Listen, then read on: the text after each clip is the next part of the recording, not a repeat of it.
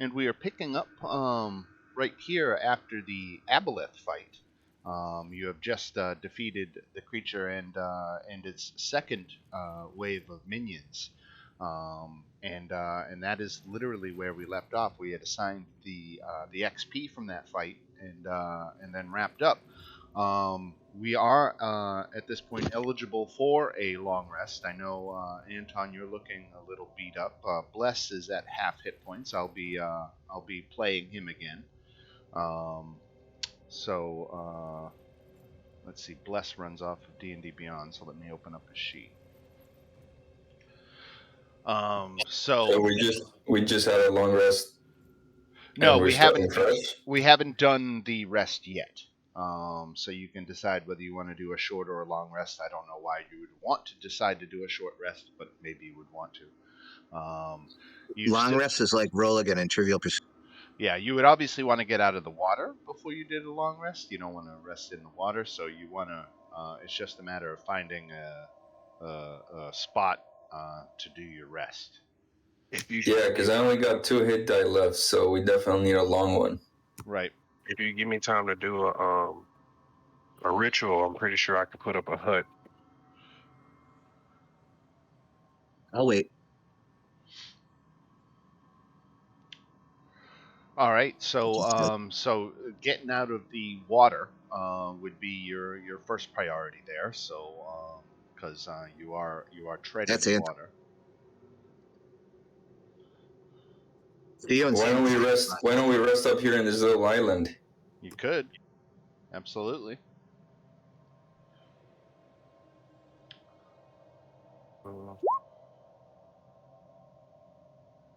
I like it.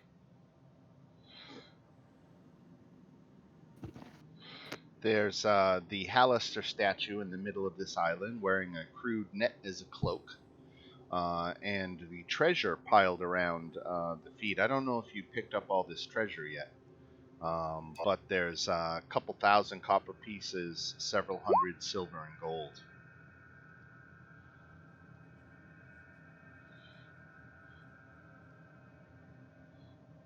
All right. Who's collecting the gold?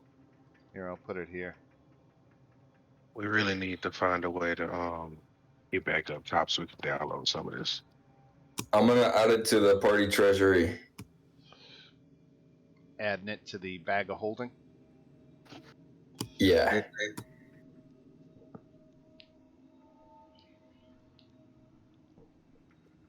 All right. So do we have the hut? We got the hut.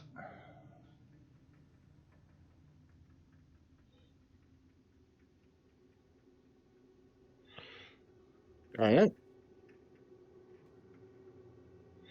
Oh, there's a couple more. Pretty nice things. digs in here.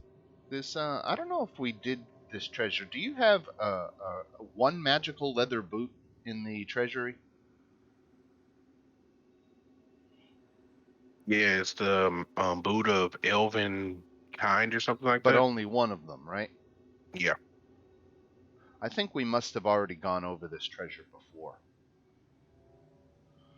Because if you already have that, then that means that we've already divvied up this treasure already. I gotta reverse that. We only had one. Right, and I think this is where you found it, though. Oh, so now we got 2 pair. No.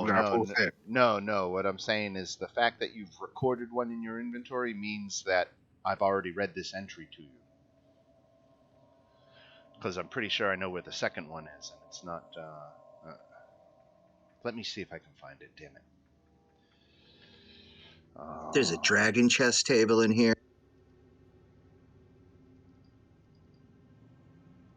It's a sweet hut, Theo. Mm-hmm. You'll never need an inn again.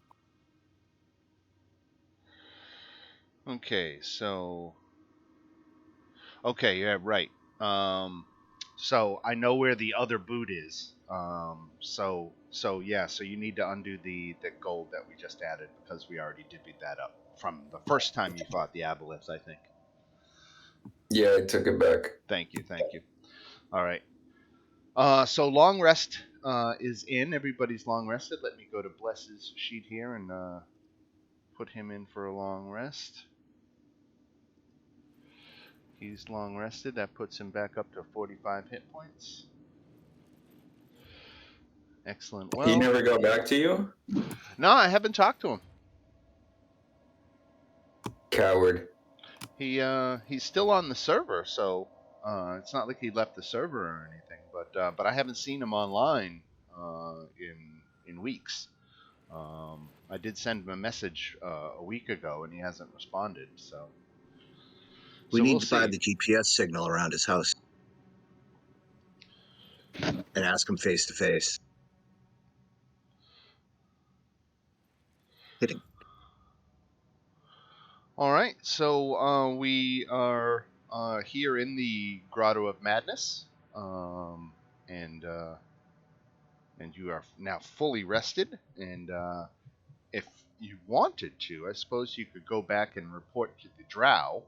The Drow had originally kind of put you on this quest to go kill the Aboleth for them, since they were so debilitated with disease. Or you can, screw them and just move on. But the choice is yours. You've got. Let me take a quick look through your eyes. Let me zoom out, get the whole map into view here, and take a look through someone's eyes and see how much of the map you really got explored. You really got a lot of it. There's few areas that I can see that you haven't explored, so you've done a lot. So just to be clear, Anton, you are swimming right now as you apply the River of the Depths, as it's called. There's a number of blind fish that swim in this underdark river. Here, you want to just follow this crazy son of a bitch? Stinky I says. think the only place we can go is northwest. There's like a little beach there.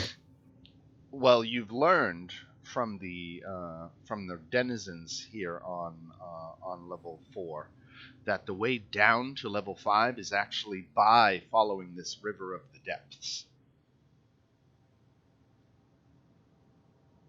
And you would follow it south. We gonna go back to the drow and get the boat? That's what we need to do. I think we're gonna ride back. We had a boat this whole time? No, we're We gonna had get to a kill boat. that thing to get the boat. Yeah, the Drow promised you a boat as part of your reward. Go get our boat. Oh, okay. Get no hose if we don't get a boat. Boats and hoes. Boats and hoes. Gotta get me some boats and hoes. I haven't heard that song. I'm Right, gonna have to Dennis. look that one up. You've never seen Step Brothers? Oh, is that from Step Brothers? I saw it once. I just didn't memorize the whole movie. You gotta watch it again, Dan. I guess I The did. Nina, the Pinta, the Santa Maria. We're digressing. We have a tendency to doing that, but that's okay. Someone lead the way, because I don't know where this dude was.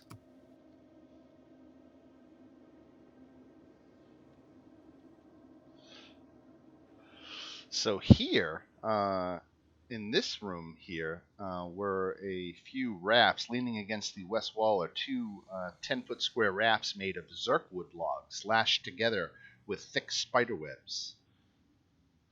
Resting nearby are 6 10-foot poles that you can use to guide the rafts down the river.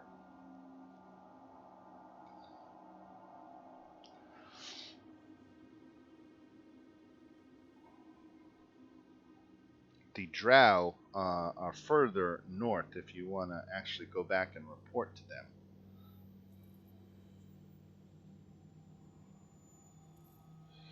So we just cleared this whole level up, huh? Pretty much, right.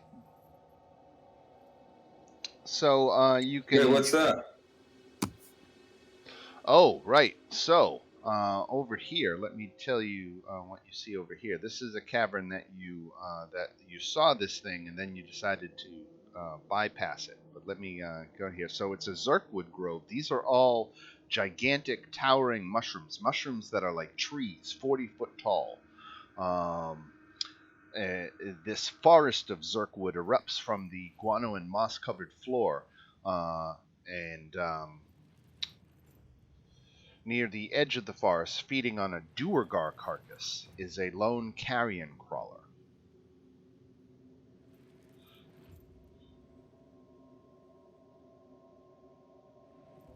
While it's eating the dead Duergar, it pays you no mind.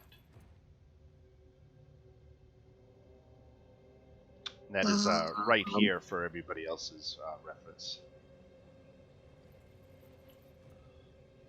Is that a smashable object? Jesus. I mean, what isn't at the end of the day?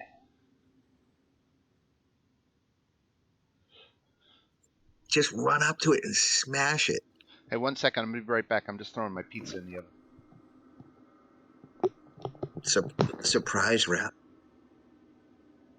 I said we smash, boys.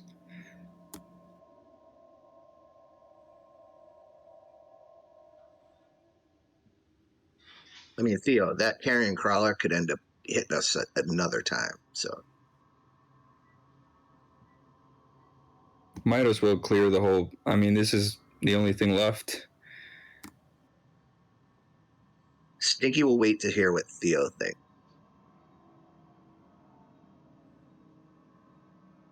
Theo's mic just died. As usual.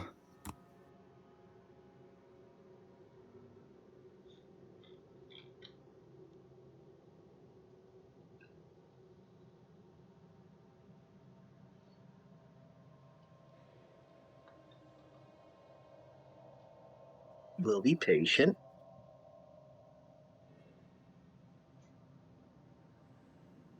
We won't make any jumps to conclusions. We'll get out our jump to conclusion map. I don't know about that one.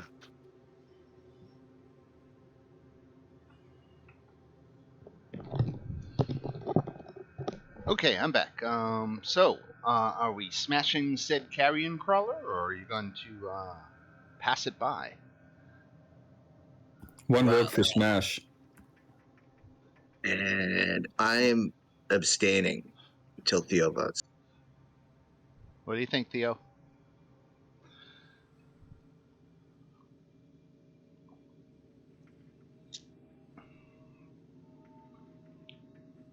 I mean, they spread a lot of virus.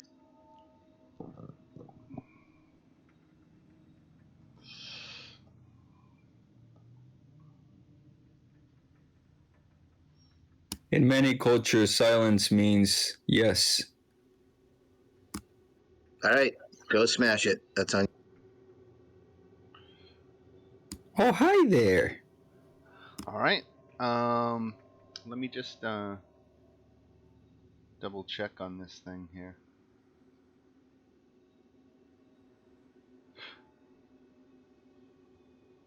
It attacks creatures that come within 10 feet of the dead Duergar, but otherwise the crawler just wants to be left alone. Okay, so as you get within 10 feet, that's when we can roll initiative. Ooh, and I got a 2.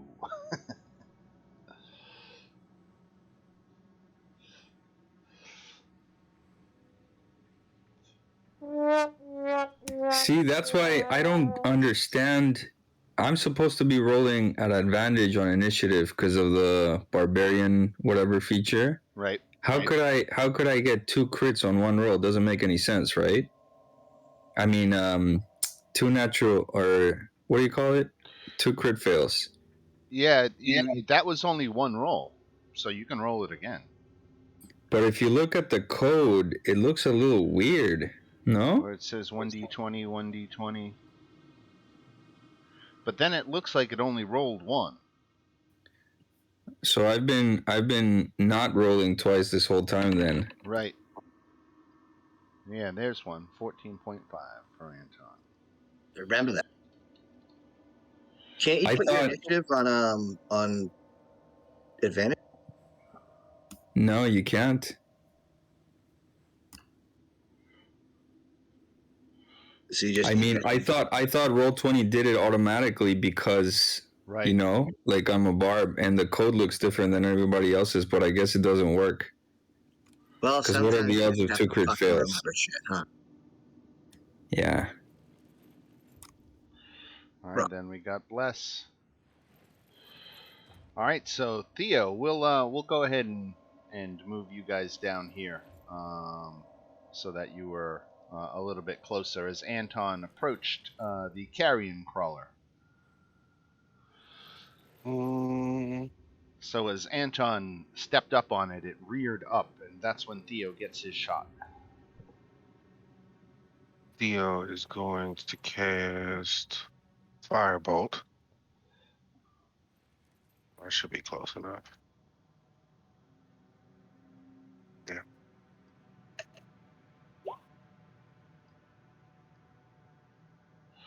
All right, 23 hits for 13 fire damage.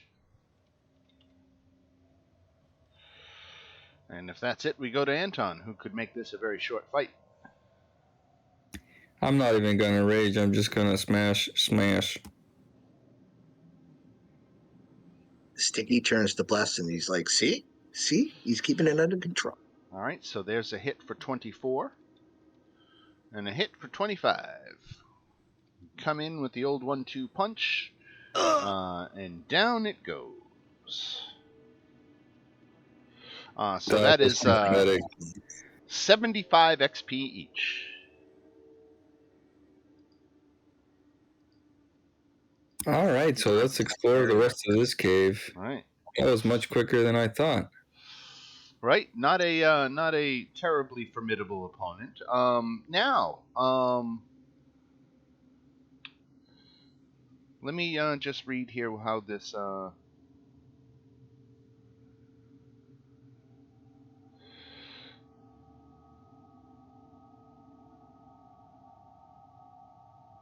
Well, we've been here before, I guess, because I can see it on the map. Right, you've at least looked into this room, right?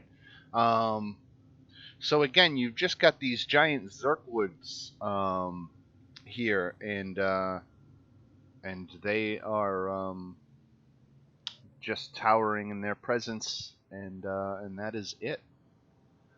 Are they edible? No, they're more like wood. Set the building on fire.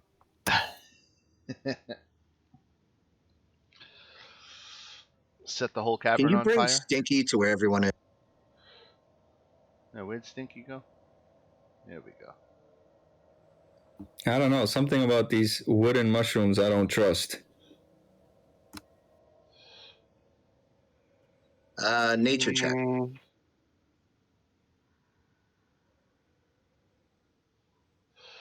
Go ahead, roll it.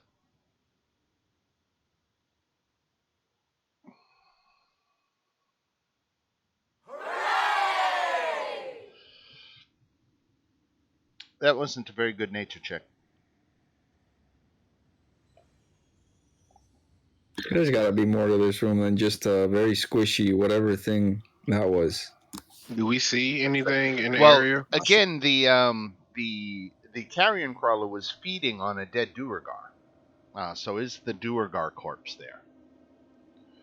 Oh, can we check? Can we check that? Yeah. So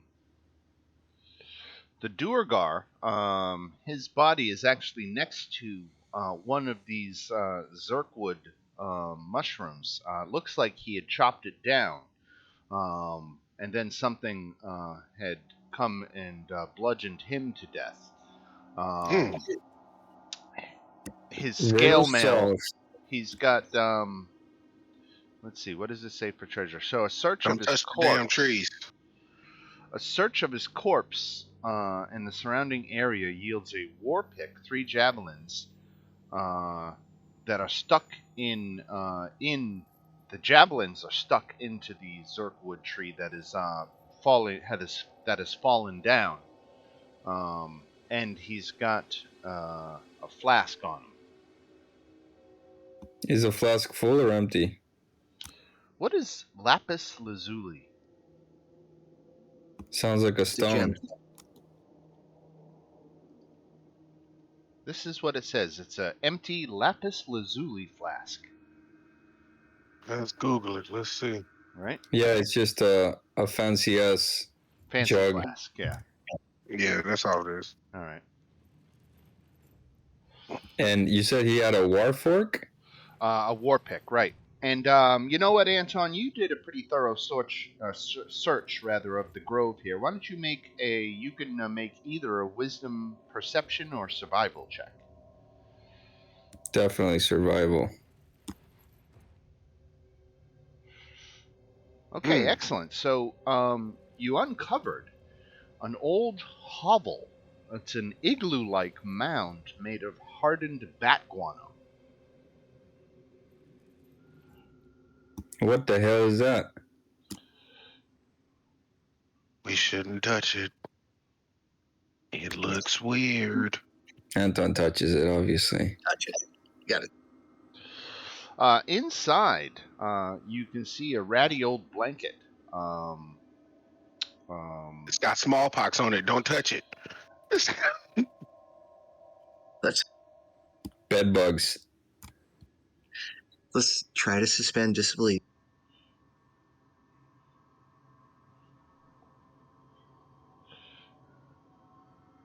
You're gonna touch it anyway, aren't you, Anton? Hell yeah. All right, that is when several of the Zerkwoods begin to move. They don't like you touching this. Whoops. I knew it. There's something up with this room. Of course. Yeah, that damn monster was too easy to kill. What the fuck? Yes, they're 4 animated, awakened Zerkwoods. Just because I touched their blankie? Just What are they, because you toddlers? touched the blanket, right? Yeah, this was a special place to them. So they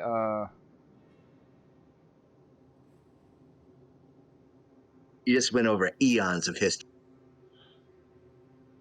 it says the awakened Zerkwoods attack characters who loot the abandoned home. So when he Now- pulled the blanket, they moved. Right. So I'll give you the chance to have a dialogue before combat begins if you want. Told you guys we should have lit this place on fire. Now, the trees say something to you in Gnomish. Do any of you speak Gnomish? If you give me time to do a ritual, I can do don't- comprehend languages. I don't- can, if they read it down, I can understand it. Yeah, I don't think there's time for a ritual or that they're going Shit. to write it down. Does Bless speak Gnomish? Let's see. Let me see what languages I speak. Bless does not speak Gnomish.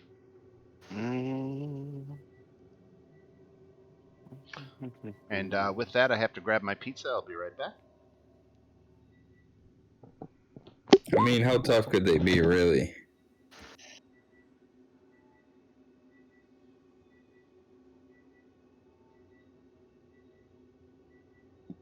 I say we smash. Well,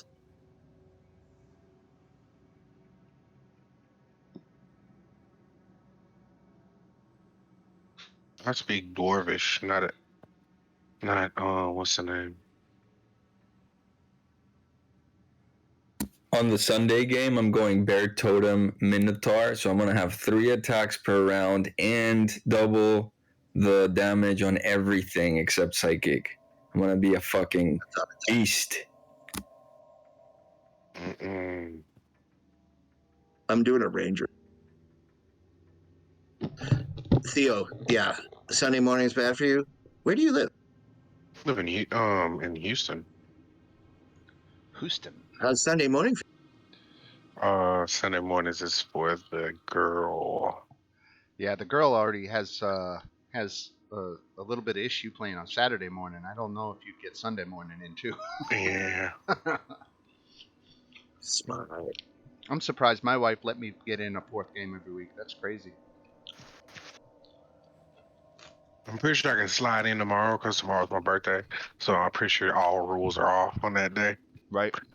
But I don't think he's playing tomorrow, though. exactly. No, Yeah. it's next. Right, yeah.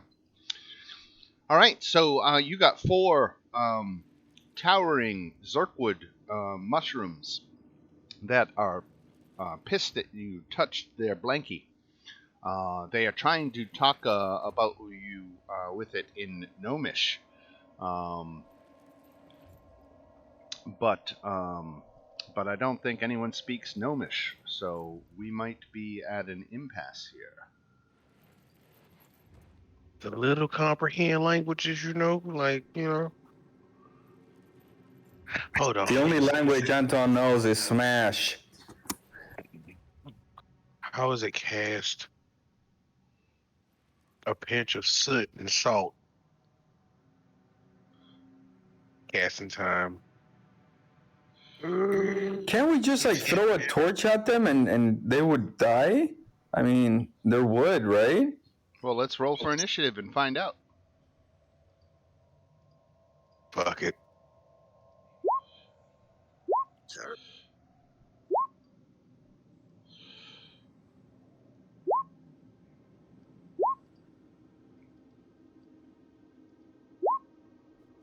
Did not roll for an.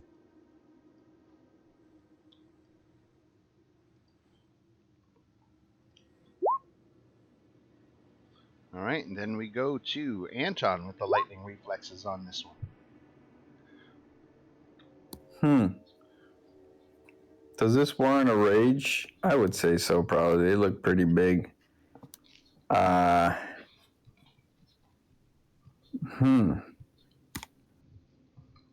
say we kind of pull back so we can kill them one at a time at the entrance, but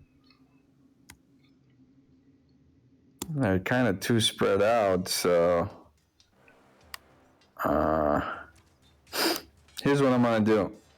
I'm gonna rush down here.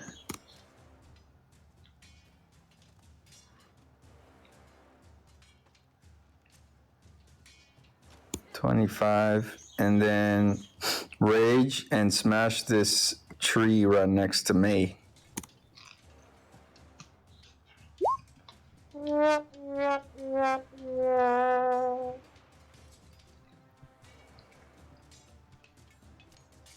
Okay, there is 1 hit for 20 damage. They're resistant to bludgeoning and piercing, but you did slashing, right? Yes. All right, so 20 slashing damage to this tree. This Zerkwood.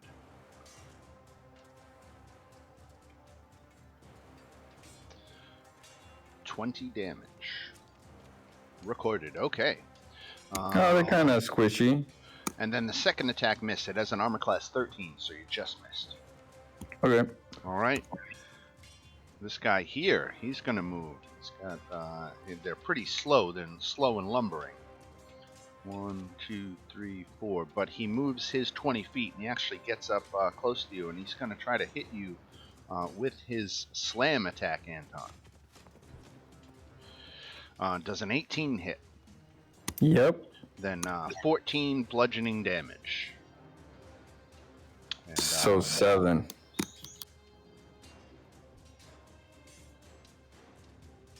Right. And he only gets his 1 attack. And then we go to this guy who lumbers forward. 1, 2, 3, 4. He's gonna dash. He's gonna try to run. 1, 2, 3, 4. Gets a little bit closer. That's when we go to Bless. Bless is gonna step forward here, and he's gonna try to firebolt. Who do you think he should firebolt? North one.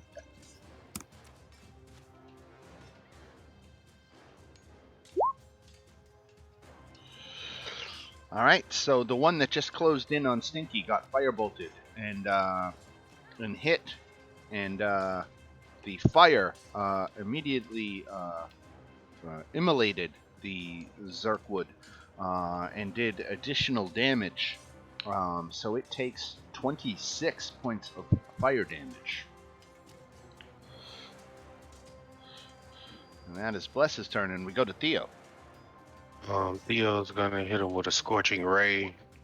This one, and this one. All right. Hit for 6, a hit for 7, and a hit for 10. So, a hit for 6 on this one. Then this guy got hit for 14. And this guy got hit for 20. Scorching Rays. 1, 2, 3. Stinkerdoodle. All right, I'm going to hit this guy. Look to the bat.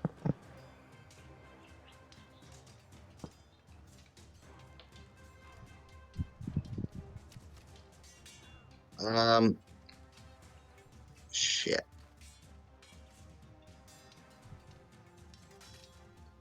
If I hit the guy right next to me, I get disadvantage. If it's a ranged attack, yeah. What do we do?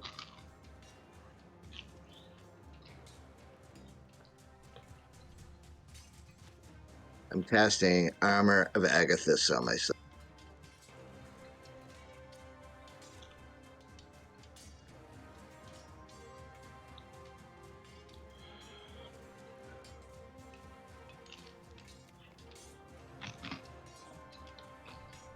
All right, Armor of Agathis. That gives you 20 temporary hit points, and anybody who hits you is going to take cold damage. Correct. All right. Anton got hit for 18 halved to 9, right? Yeah. All right. And then this fella here. 1, 2, 3, 4. Not enough. 1, 2, 3, 4 comes in. No attack when he gets there. Anton. I'm gonna keep smashing the dude south.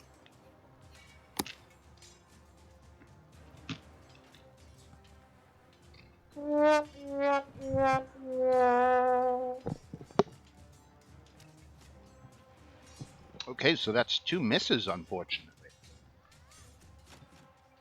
And then a slam comes back at you, and that misses. And this one is going to come at Stinky. 9 misses. Bless is going to firebolt again. He's going to get this one right in front of Theo.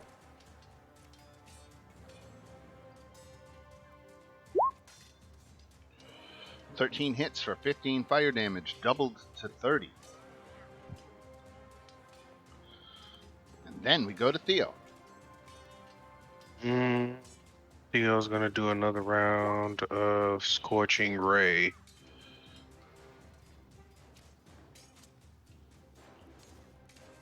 Fuck.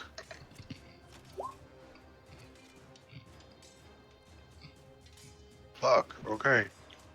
Okay, so that 16 would have hit, but all these rolls, or at least the 16, the one in the middle, would have been at disadvantage because you're point blank doing a ranged attack. Okay. So just roll another d20 for him. D20. Wow.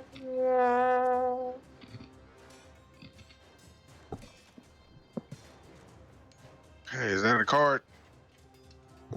It is. What is this? And then we're at Stinkerbell. I need a 30-foot cube. 30-foot cube. What's the spell?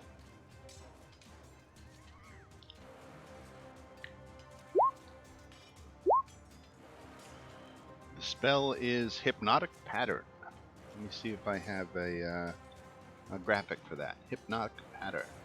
Yes, it's a 6x6. There's 2, there's 3, there's 4, there's 5, there's 6. There's a 6x6 that can be controlled by everybody. There's your hypnotic pattern, sir.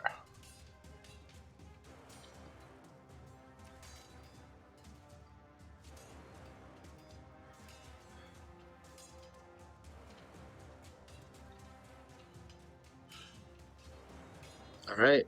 Run it. Each creature in that area who sees the pattern must make a wisdom saving throw. Alright, so you're concentrating on this. Turning it into a disco, guys. He's like, Theo, hold my beer. Watch. Alright. Wisdom save. We'll do top to bottom here. 1, 2, 3. All 3 of them made it. Wow, that sucks. Alright.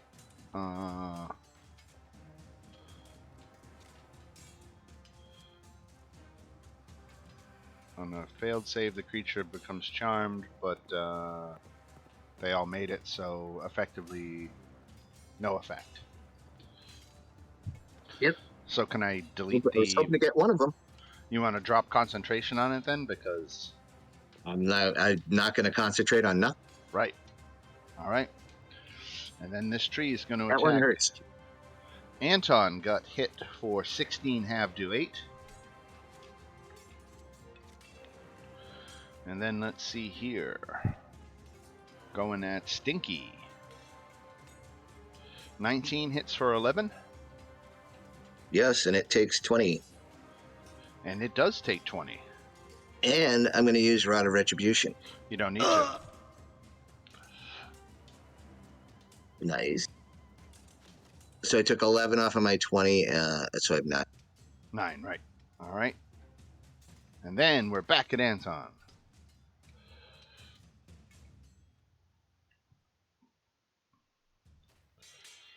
.22 hits, and this is the south one that you hit for 25 points of damage. And a second follow-up hit for 21 more. Down goes the tree. But there's still one more that misses when it swings at Anton. And this one hits Stinky for 16. And he takes 20. Correct. Alright. And you're now out of temporary hit points. Correct. And, So and a minus.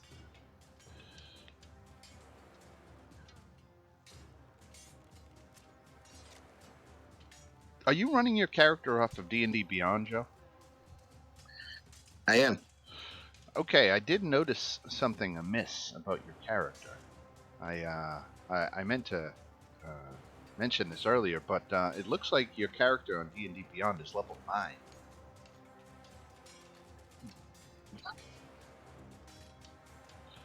And you should be level 7. It says on my D&D, my Fairy Warlock is 7. Yeah, but your total level should be 7, not just your Warlock level. If you've got 2 in Sorcerer, or do you have any other classes? No, I mean, it just says level 9. No.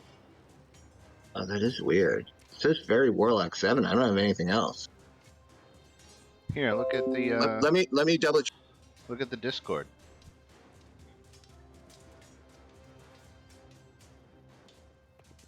Let me take a closer look at your character and see if I can tell what's up. Yeah, it's interesting. It says Fairy Warlock 7. Interesting. Okay. Oh, you know why? Because I think I did the. I think I messed up the XP because I don't.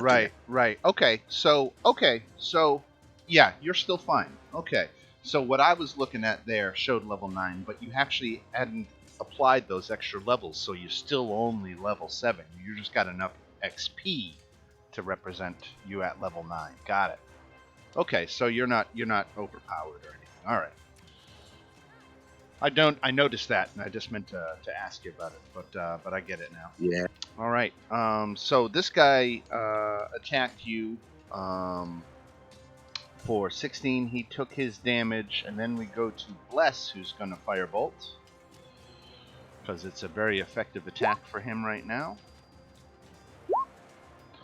And he hits for 30. And let's see, which one was he attacking? He attacked the one down here. Did a nice chunk of damage to him. And then we go to Theo. Right. Theo's gonna firebolt this guy. Ooh. Why did I roll that twice? Oh shit! Nice. He is toast. That is Like, 44 points of damage.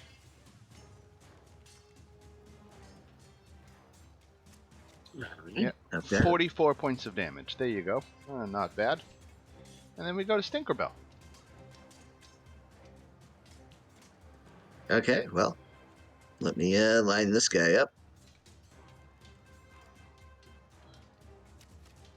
Couple of pew.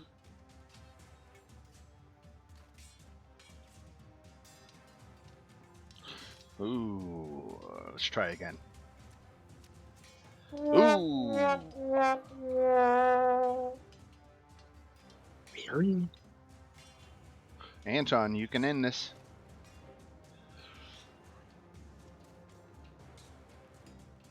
And you do.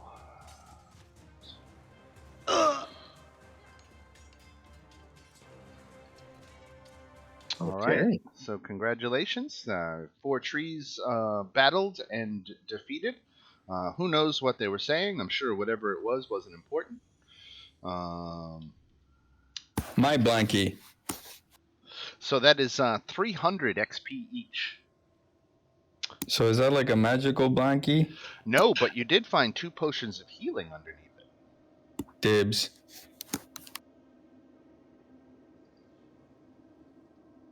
Perfect.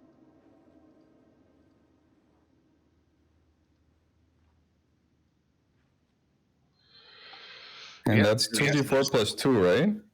That is correct. 2d4 plus 2, right?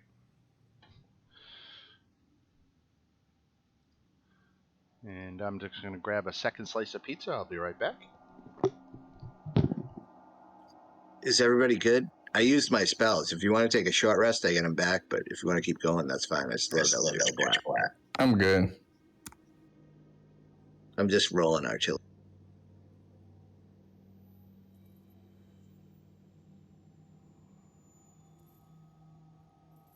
All right, Ramblers. Let's get rambling.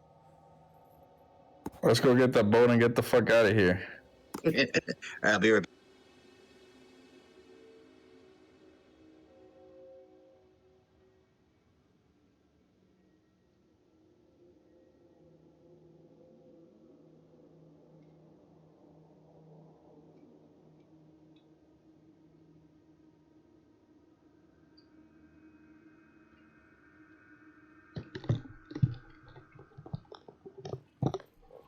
All right, so we are here in this side cave, if you will. There wasn't too much more of this little hovel, this igloo-like thing to it. There was not. It looks like it's been abandoned for some time.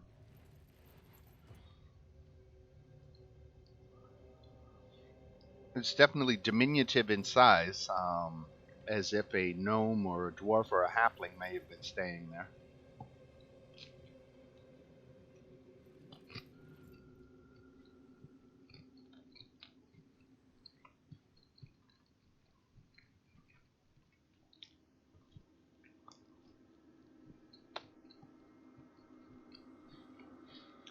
And other than what's in this room is you do have the drow chambers just to your north right here too.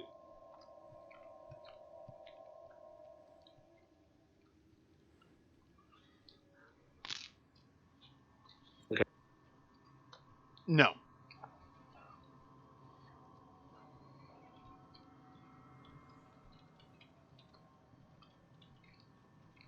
Theo, what do you think? I think we should go to the drow. Let's roll. We're going north. Everything south we've already been in. The only thing is left is to leave.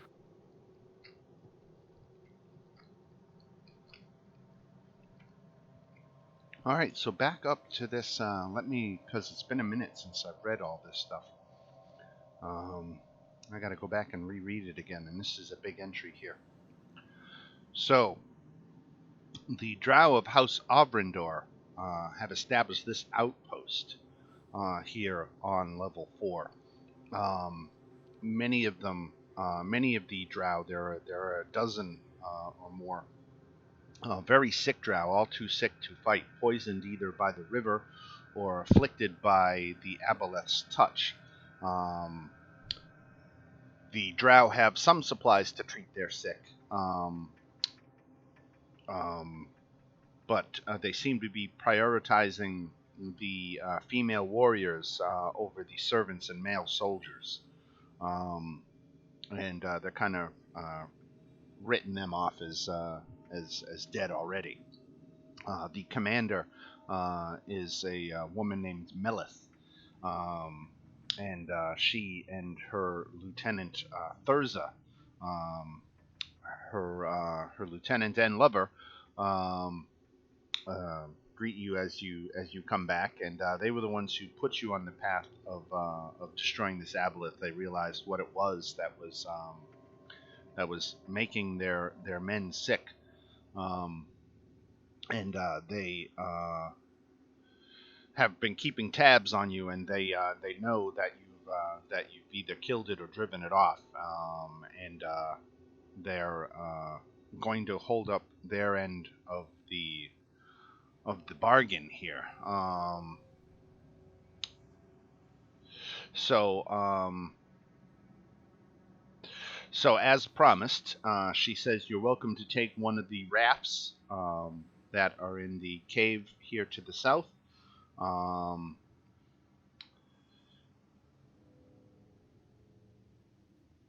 So that you can use it to navigate the underground river and continue your descent through Undermountain.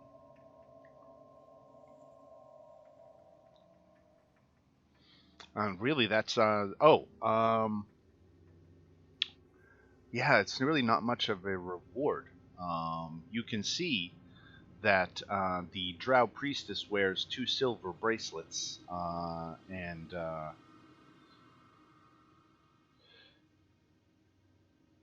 carries a flask of wine and has a key on a chain round her neck.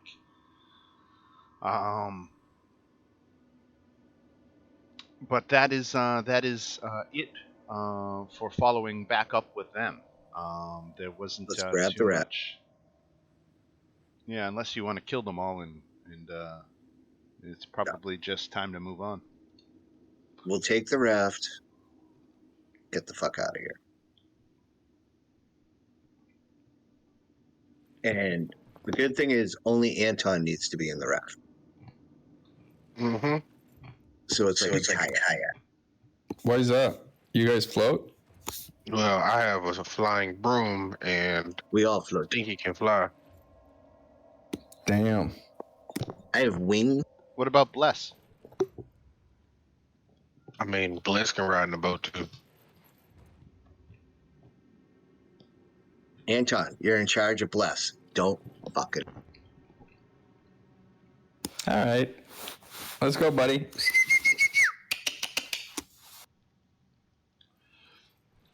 Did he just whistle at Bless? Yeah, he's my bitch now. Let's go. Oh, shit. Oh. See what happens when you don't show up? Shit. I'm fucking dead. All right. Where the fuck are we supposed to be going again? So this level 5? Right. Effectively. Let's go. I would assume it's south, right? Right. You've got the raft. The raft is right here. So you've grabbed that. You got one of the poles or a couple of the poles.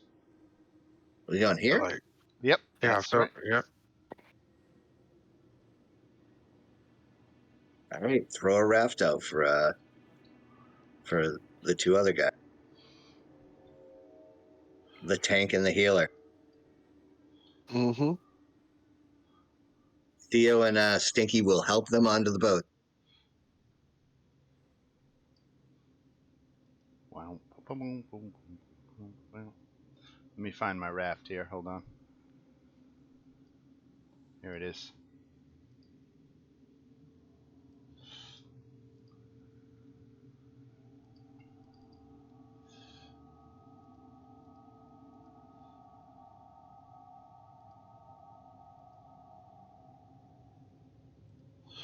All right, so all aboard. Oh, come on. You can't say that to a Boston guy.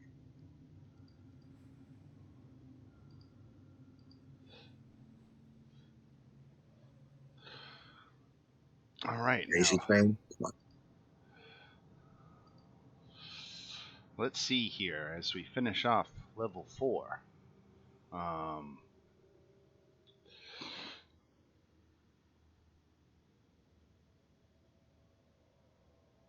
all right, and we are heading down to level 5. Now, before we get down to level 5, there's a little bit of a challenge here. Let me see if I can find this in my notes here. Yeah, here it is. So arriving down to level 5 by means of a boat has a few challenges. Now, a couple of you are able to fly, but at points the ceiling gets quite low, effectively putting you on the surface of the raft, if not just floating just above it. But the river varies in depth, from a few feet to as much as 30 in spots. And you can see large blind fish swimming up and down the dark, sluggish river, um, plunging over waterfalls every mile or so. And at various points, you can see crude wooden signs, each one carved with the word Underdark in Goblin, with an arrow pointing downriver. The river of depths twists below the mountain, sometimes lit by iridescent fungi, but more often cloaked in darkness. And the further you go, the quicker it grows until the waters swell into rapids and its roar into thunder. So we're going to have a little skill challenge here to kick off level 5 here in getting through these rapids. Now, the skill challenge is a relic of 4th edition um, that has made an unofficial comeback here in 5e. So rather than fighting, we're going to navigate these challenges using your skills, making ability checks. Think of it as a kind of a montage. You're going to need to, as a party, succeed on 4 ability checks before failing 3.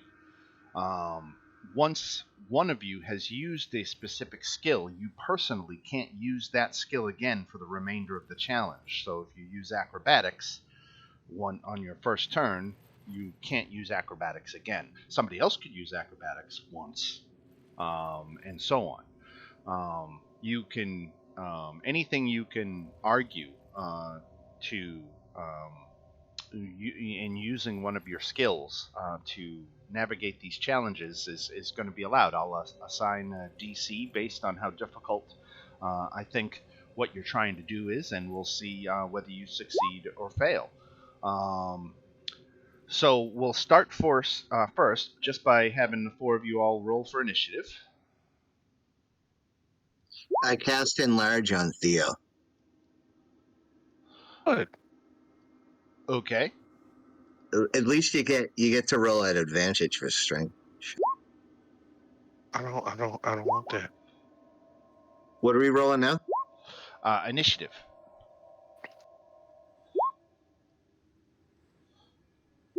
Motherfucker. Oh. Boy, I thought I wrote a fucking 1.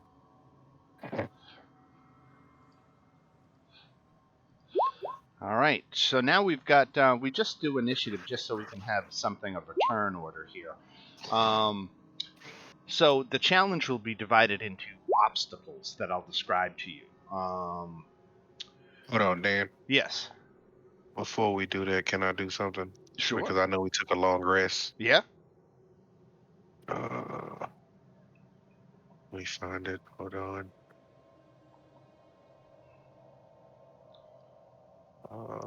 Can I use this?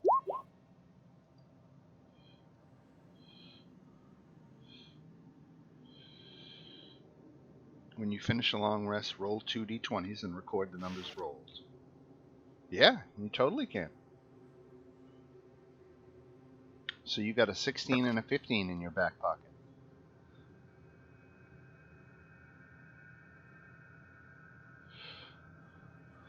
All right. Okay. So to start off this challenge, the first obstacle we're going to run into is rough water. Water that swells into rapids. So Theo, what of your skills would you like to utilize to navigate or eliminate the obstacle of this rough water? I want to choose something that. I don't want You to. have advantage on strength, but save. Well, did you enlarge Anton or Theo? Theo. You enlarged Theo. Are you sure Theo, with Yeah. his weight, is gonna Yeah, I'm not gonna be able to fly. Yeah, he's not gonna be able to fly if you enlarge him. He's gonna be too heavy. All right, I'll enlarge Anton. That's fine. I am going to He has to use. be willing, or else roll a dice. Anyway, keep going. All right. I'm going to So, use a survival. yep, that's an excellent one. It's one of the suggested skills that you could use. You can use it to help navigate the channel without crashing into the rocks. Okay, unfortunately, you didn't do very good, so that turned into be one of the failures.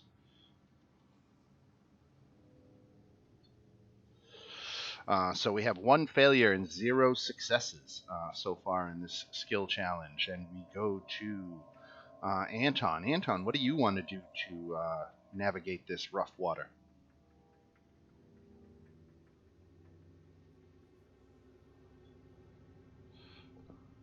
$26. He did athletics. Athletics. Can you describe what you're thinking you wanted to do? Steering the boat with my mighty athletical skills to avoid whatever bad thing could happen, I guess. I don't know. All right, I can picture a scenario in my mind where the super-sized Anton is sitting on or standing on this raft, and you're going to crash into a stalagmite that is poking up out of the water. And Anton just reaches forward with his gigantic arm and grabs the top of the stalagmite and whips the raft around it.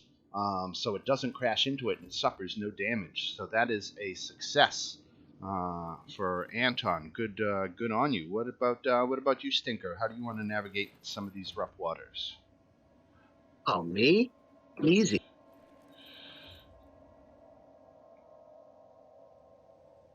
I'm going to intimidate the waters.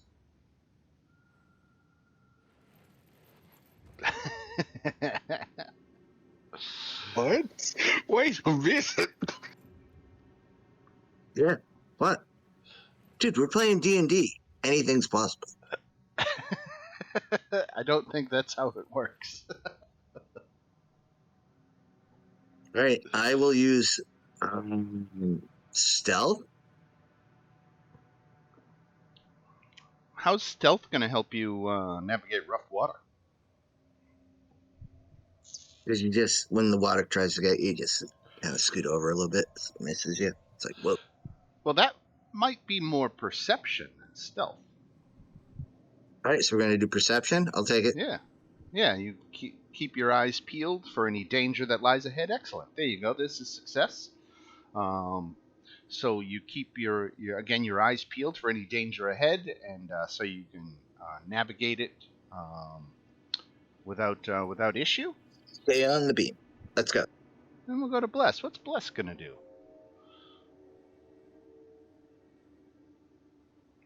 Let's see.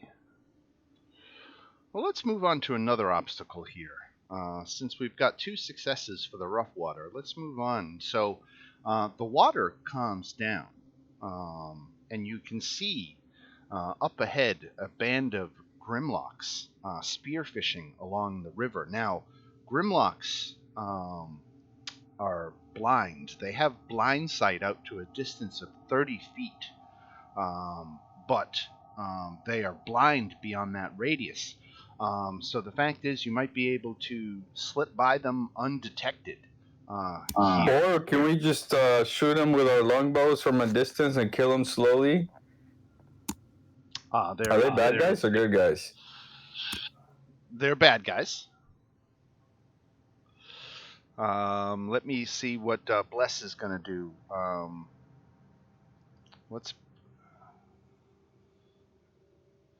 He's trained in perception, so he's got.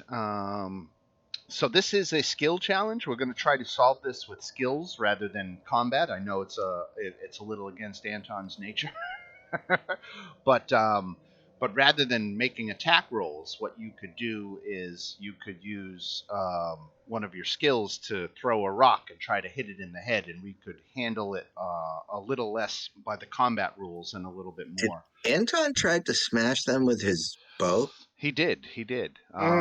But we're on Bless's turn, and Bless is going to try to figure out what he wants to do with this. Now, Bless is thinking he's not particularly stealthy. What other options did it say here? It said you could do performance to sound like a predator to try to maybe scare away the Grimlocks. You could do perception, sleight of hand, How about persuasion? Toss an object to this.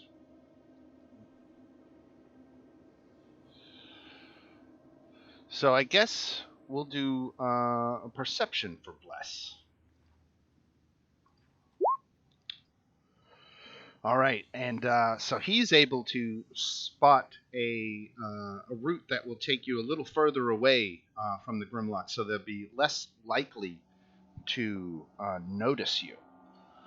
So there's another success. So we've got 3 successes and 1 failure. Seems like you guys are doing good on this skill check, and you're gonna get through. But Theo, it is your turn now, and we're going to move on to a different challenge here. The hull of your raft is actually breached by stones below the surface of the water, and your raft begins to sink. So, what skill challenge do you think you could leverage toward this problem? I'm going to use the arcane because I'm going to manipulate pure mana to prevent the water from coming through the boat.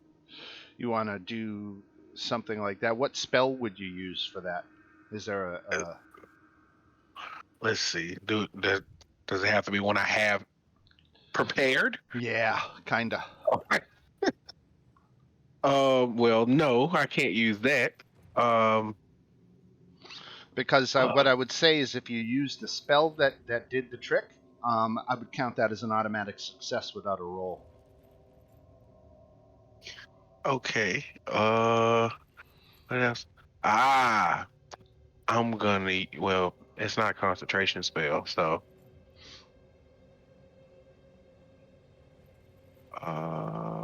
Duration. You know what? Fuck it. This is happening quickly, right? It is. The process of events is happening quickly, correct? It is. Okay, so I'm going to use Mage Hand. Okay. And plug it with the finger of a Mage Hand. Because I have the telekinetic version of it. Okay, all right. I don't quite know if Mage Hand works that way, but let's get an Arcana roll to see if you can use it in an innovative way. Because that's just a cantrip, so we're going to still require a roll to see how good you can do. Okay. Let's do the Arcana. No. Yeah, not quite. So Damn. you try. The Mage Hand tries to plug the hole, but the water just keeps squirting out through the sides, so it is not an effective tack. So that is when we come to Anton. Now, Anton, we're past the Grimlocks at this point. Bless had navigated the boat around them, and now you're dealing with this hull breach. You can also see stalactites hanging from the ceiling ahead that are to be avoided. So you could look at either one of these two problems and decide how you'd want to do with it. I'm gonna use my acrobatics to dodge the falling stalagmites.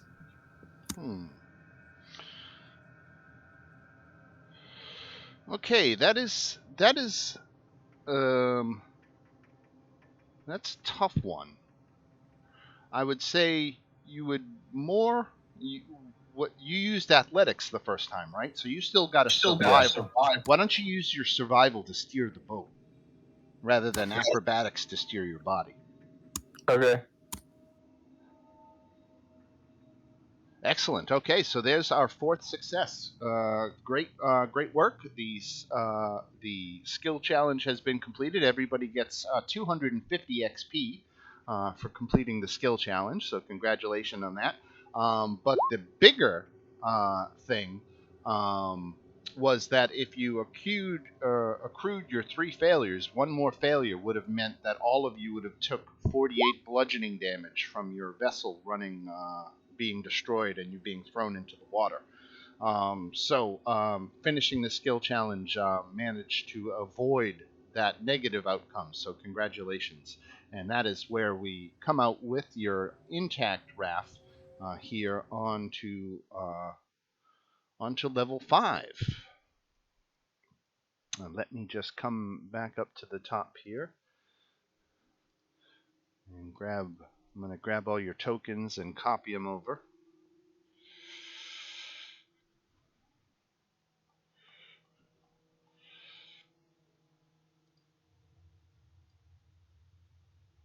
How long does enlarge last, Joe? An hour?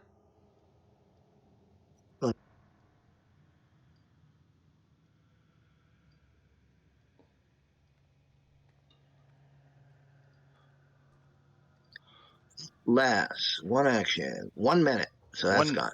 1 minute. Okay, so it's gone. All right.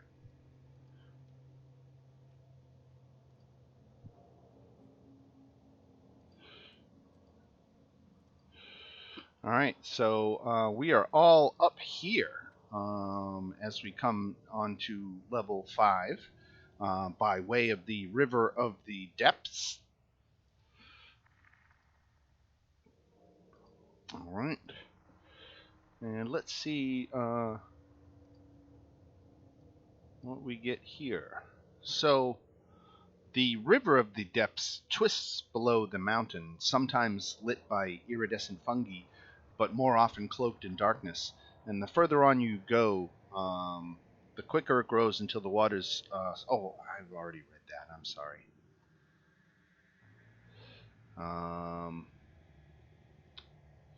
So you're actually through those rapids now, and the river calms down a little bit again and is not as treacherous to navigate. And that is where we find ourselves here. Now, there's nowhere to pull off the river that you can see up here, but up ahead in the distance, you can see evidence of light that the cavern ahead is lit.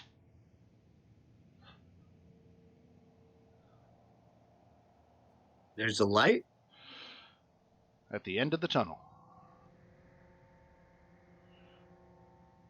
over at the end of the tunnel. Should we go to the light?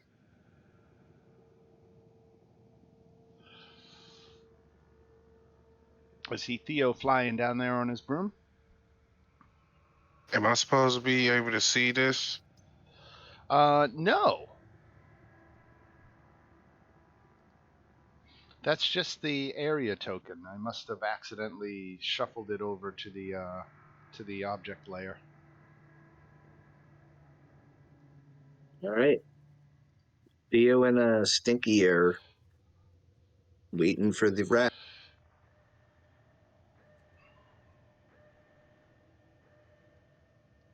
And the raft is coming from behind.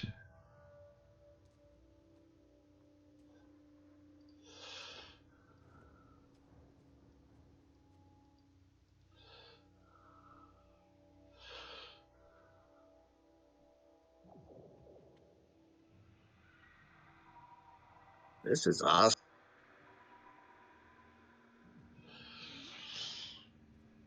I feel like I'm on a flume.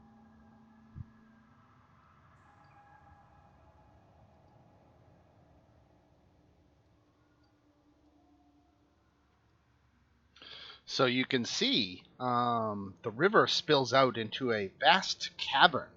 Not a cavern, but a valley green with life. Trees dyed in autumnal shades of yellow and orange, and a brush as thick as a vagrant's hair. You hear birds singing on the wind. Yes, that's right. There's actual wind. And you cast your eyes skyward, and lo and behold, there shines the sun, the actual sun. A breeze kisses your clammy skin and promises well needed respite. Can this all be real? As The if to hell is answer this? your as if to answer your question, there on the pebbled banks of the river stands a wooden sign upon which a warning has been written in 3 languages. Um, Behold Willow's wood, harm not lest ye be harmed. And that is written in 3 languages. You can read all languages. Your surprise is immutable. The splendor of this place is titanic. Your very heart shudders. Is this paradise, a pocket paradise shelved between the oppressive shadows of Undermountain? Surely it must be a trick. Surely. And yet it draws a tear to your eye to even a shadow, to even see a shadow of the world that you have left behind. Can I make a save? To do what? Am Disbelieve I being illusion? charmed or anything? Yeah, you can totally, if you like, make an intelligence save to disbelieve an illusion. I will disbelieve an illusion.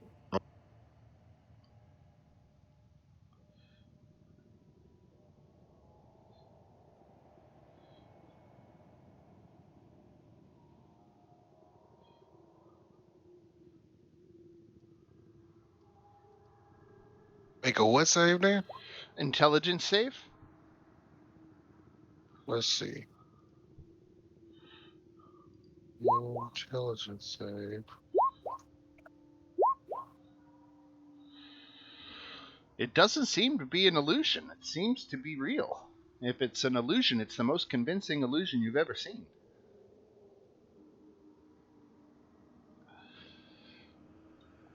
Okay. I used to have some druid stuff that would help, but not anymore. And this is the woods. Right? Um, do we see any foot traffic or anything? Let me see What, what like you. showing like what people, or if people have been here, or are we just the only ones here? Well, there's the sign, of course, but you don't see any signs of humanoids in the immediate area. Hmm. Okay.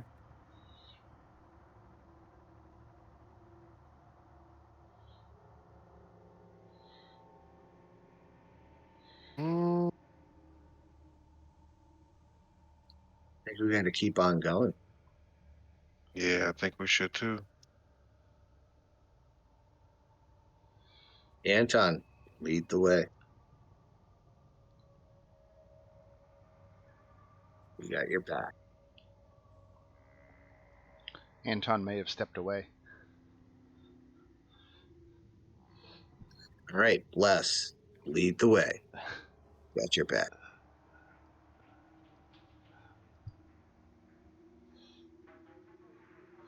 I guess I should light up this region because there is sun shining. Let me go ahead and turn on the sun. Daylight mode.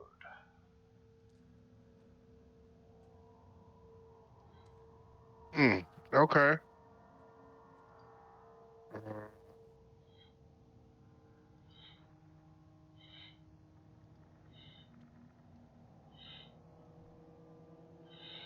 Can I see that through the trees? Yeah. Yeah, I can see that.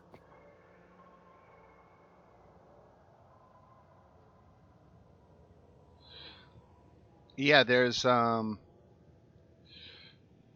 thin rays of sunlight penetrate the dense canopy of this old forest, whose trees are covered with moss. Um, there is a grave standing amid a grove of dead burned trees. It is marked Hmm? with a headstone that reads in common, "Here lies Croissant, human friend and companion." The top of the gravestone is carved in the shape of a rose. Mm.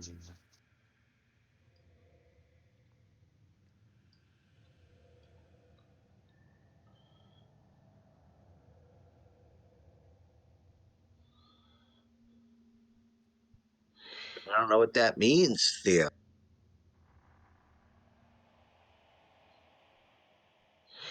There's a whispery voice that you can hear in common, and it says, "Take my wand. Use it to destroy Willow the Elf Witch."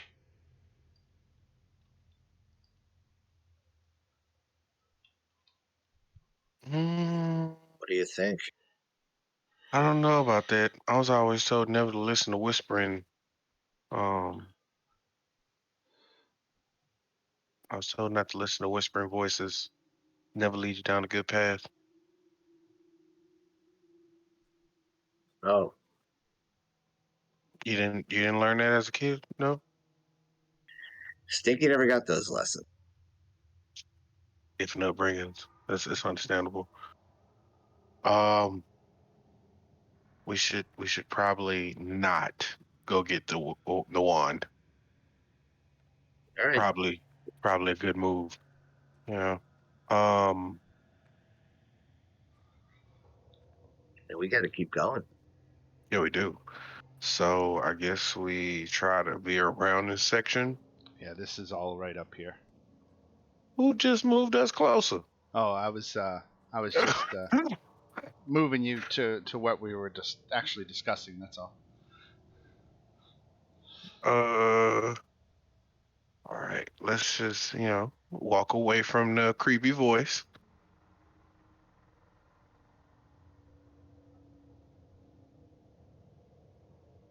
We're going to assume Anton's in front of us.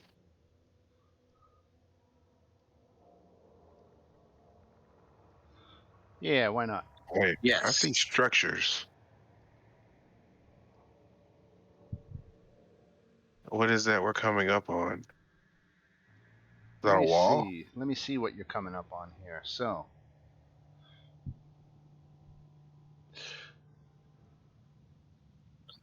This is nice, but okay, so characters passing through this part of the forest can hear an eerie moan coming from the northwest.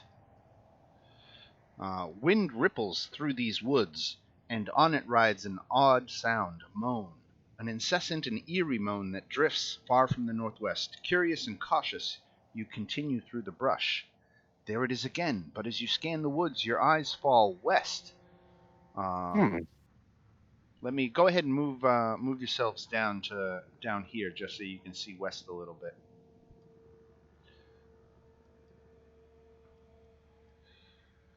So as you look west over here, you can see um, a stone tower stands before the setting sun. Stony boughs made to resemble branches protrude from its walls, and darkened figures hang from these crumbling limbs like ornaments. Bats, maybe? Giant birds? Hard to tell. But you can see this again, this stone tower over here, moaning coming from this direction. There is. I didn't see a ping. Let's see over here. Let me scroll down to this. So there is here and here. There are two old buildings. There's a rusty lantern hanging from a rafter on this north gate gatehouse, and another guardhouse here. They're connected by stone archways that are have walkways 20 feet off of the ground, but they are crumbling in some places.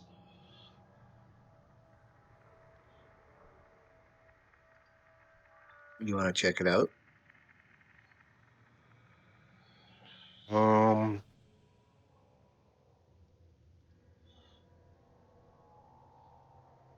Let's go towards the moaning. I feel like that's our best bet. Wait, did you say the moaning was coming from there? Right, lead the way. From this direction.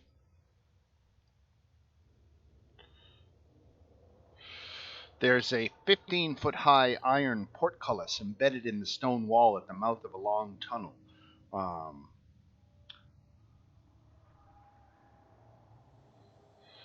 There are no guards stationed atop the wall or beyond the portcullis.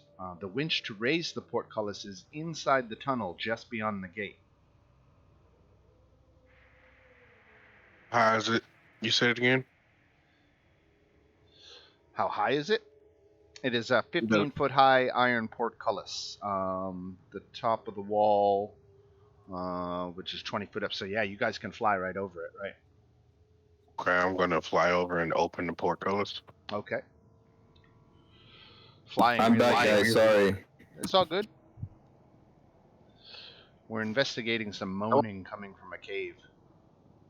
What kind of moaning? Right? Good Just kind. follow the moat.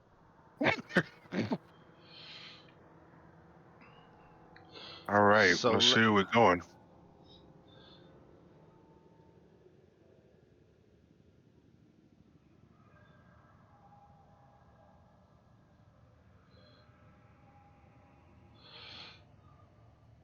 Well, the portcullis is open.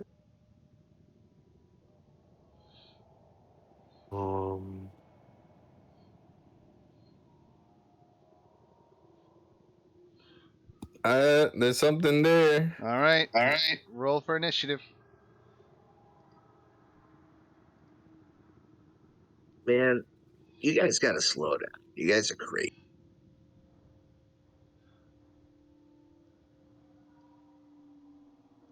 The only way to slow Anton down is to get him drunk. 1, 2, 3. Oh, I got to roll for bless. Where's bless? Let's get bless in here. There's bless. All right. All right. So flying out of this cave to the north is this creature, this large aberration. It comes flying down from the ceiling around the corner. What is that? 10, 15, 20, 25. So it gets right up on you, and let's see, it's got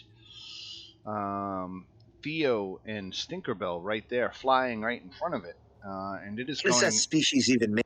after Stinkerbell. So this creature is attacking Stinkerbell once with its tail, and no, even better yet. Let's do this. So it elicits its moan.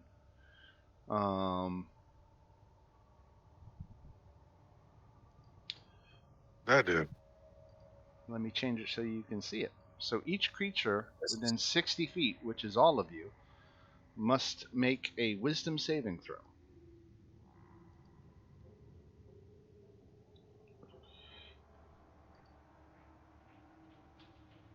Oh, saving throw. Won't become frightened until. You gotta be kidding. Hey. And we're dead. Get the fuck out of here. All right, so let's see. Bless needs a wisdom saving throw, right?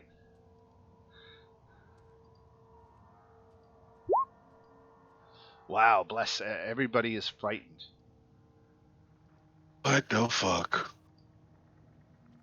I'm Wait not a really minute. second fly. I ain't got no trait or nothing that keeps me from this bullshit. All right, so creature used its moan ability, and you are all frightened. Then we go to Anton. Do you have any kind of resistance or immunity to being frightened? Only when I'm raging, but I could technically go into a rage right now, and that would nullify it. Nullify it, right? So let's do that. I'm All gonna right. go into a rage, and are these guys flying, or they look like they're flying? They are flying. How far up? Well, I'm gonna say that this guy's only about 10 foot off the ground. Oh, okay, I can get him with a sword.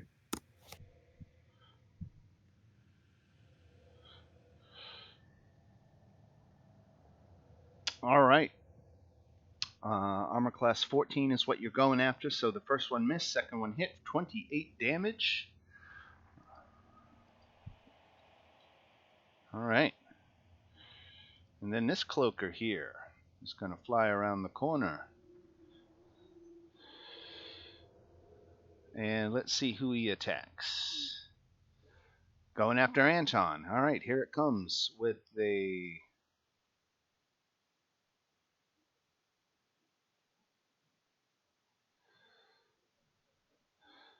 Okay.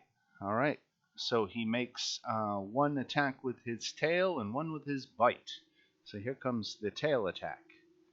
22 hits for 10. It's half to 5, right? Yep. All right. And then the bite attack. 11 misses.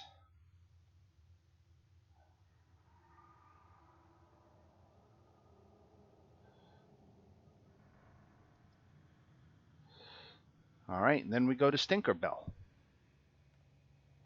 Okay. I'm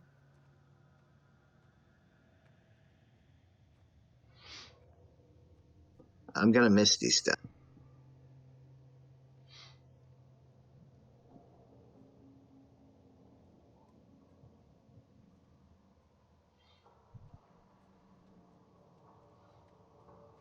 I believe that works. I believe it does. Wait, Misty Escape, that's a reaction to damage. Okay. So you don't want to use Misty Escape, you want to use Misty Step. Yeah, I don't think I don't have Misty Step anymore. Hold on.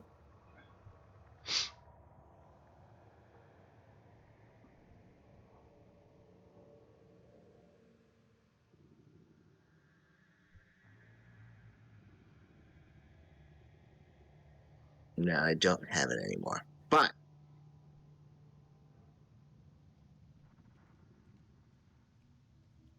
I will cast Mind Sliver.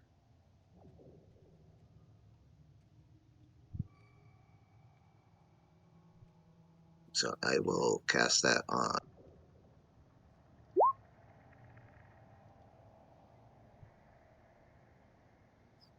that guy right there.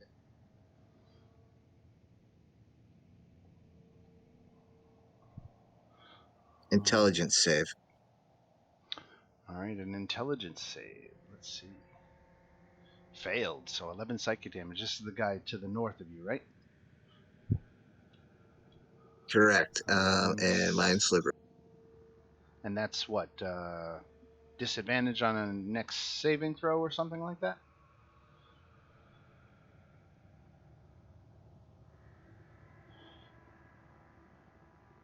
And it subtracts 1d4 on its next saving throw. Okay.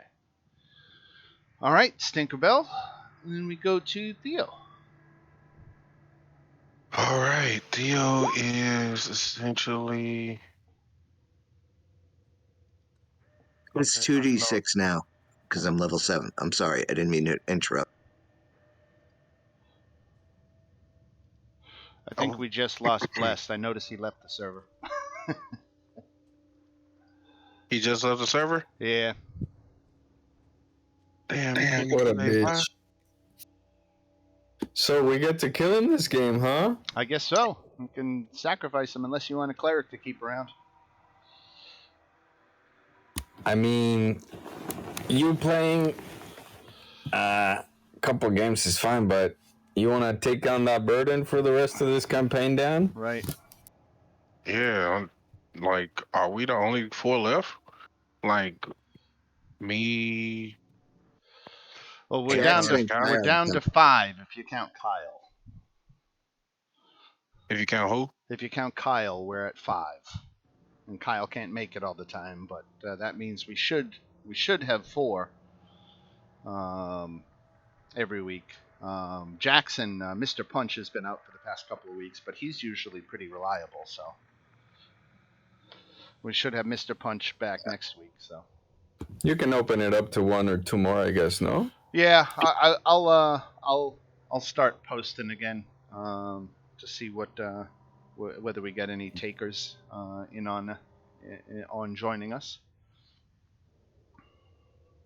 Okay, let's see what we got. So, I am going to attack this individual with.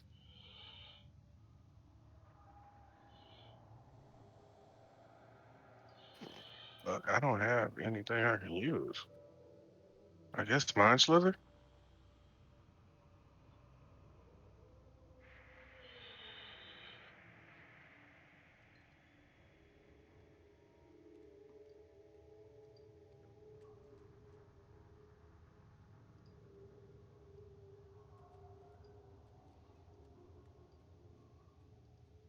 Mind Sliver, intelligence save. Here we go. Failed it. 8 psychic damage, and this is guy on top, right?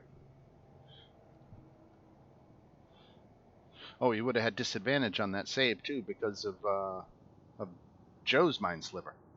All right, and then if that's it, we go to Bless, who Bless is going to do Firebolt.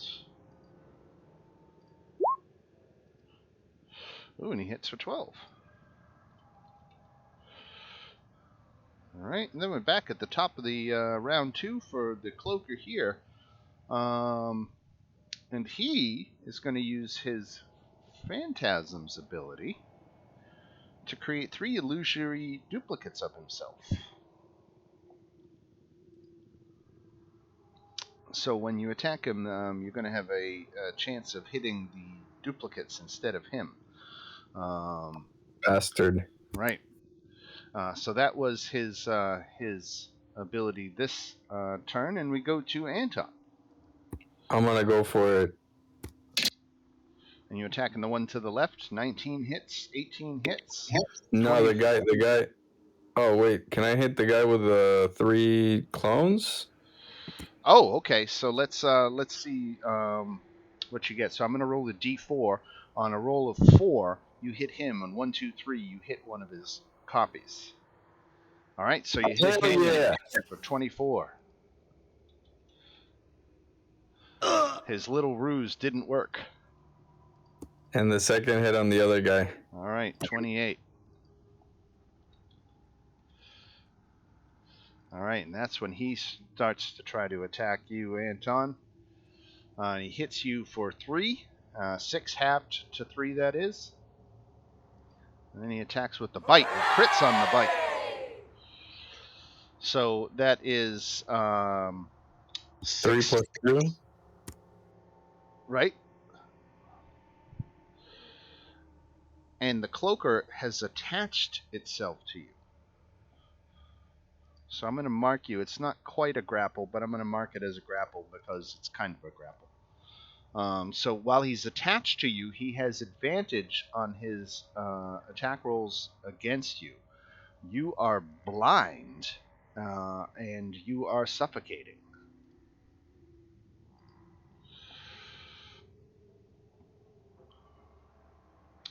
Now, I think you'll get this thing off long before. What's your constitution? Plus what? 6. Plus 6? Yeah. Holy shit. So you can hold your breath for 6 minutes. That's insane.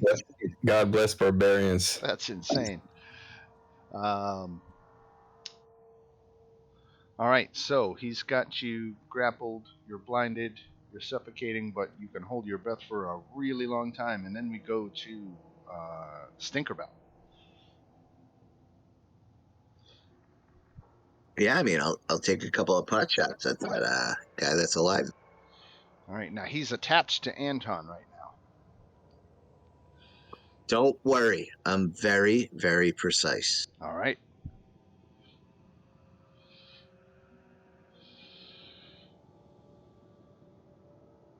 Okay, there's a hit. For 9 damage.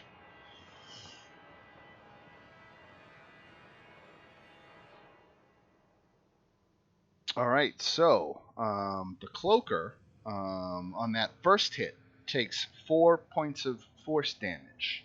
And Anton, you take the other 5. I take 5 damage? 5 force damage, right. So no damage reduction. And then that 19 hits again, Joe. So roll that damage.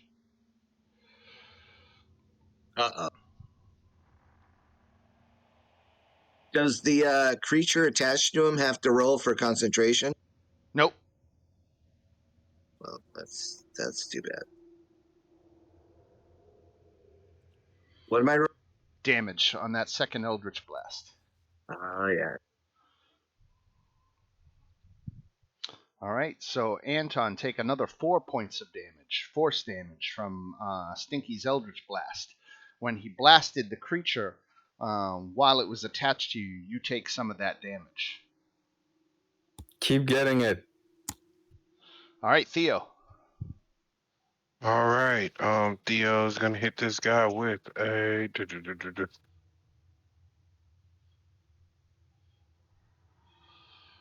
I'm still too close. I'm gonna disengage first and move Okay. back, All right. and I'm going to hit him with a firebolt. Is that a bonus And, action? No. You oh, used your disengage is an action. action itself. Right. Oh, okay. Never mind. Then I'm just gonna move back. Then All right. no, never mind. I could bonus action. I'm gonna bonus action shove him with telekinesis. Oh shit. Move my Telekinetic goddamn shove. sheet. Yeah, telekinetic shove.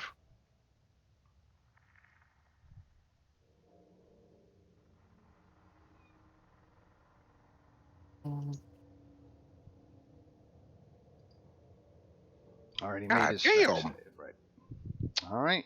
Then we go to Bless. Bless is doesn't want to hurt Anton. So let's see, but Anton's kind of a little low on hit points, isn't he? Hurt him. He don't care. He's choking.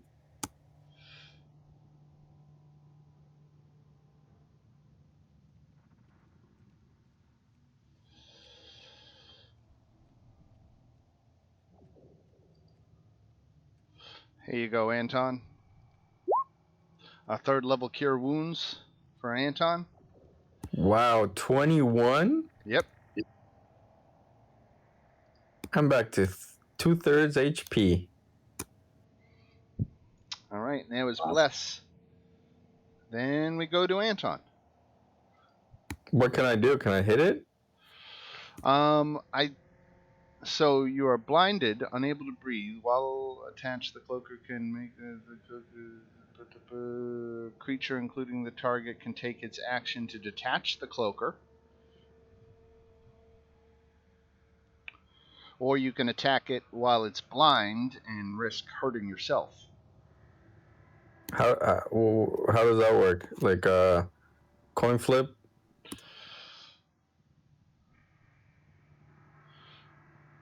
Oh, so I hit and then we split the damage. Right. Yeah, I'll do that. Fuck it. No. You All hit right, yeah. really hard.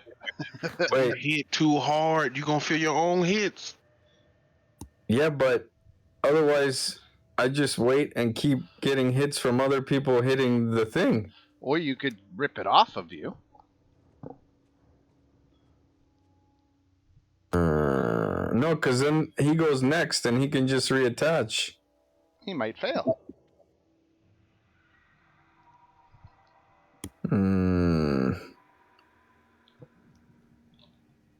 Anton smash. All right, 17 hits for 23 damage. So that is 11 to him and 12 to Anton. Well, technically 6 because I take half damage. I guess so, right? He's not dead yet? Nope.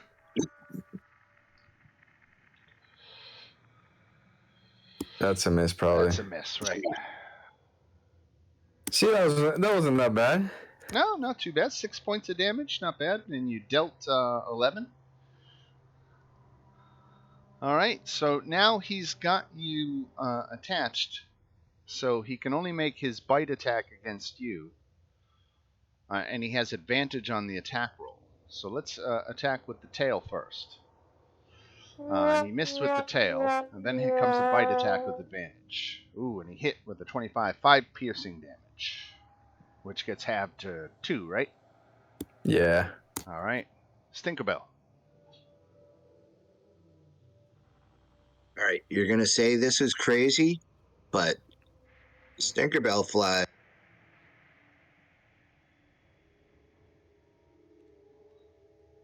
right here, and he is going to cast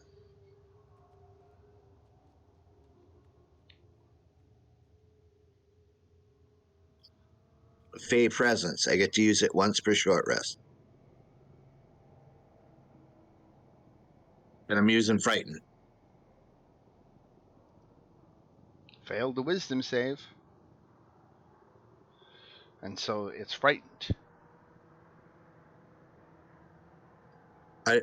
Does I think Anton needs to roll too, right? What do I roll?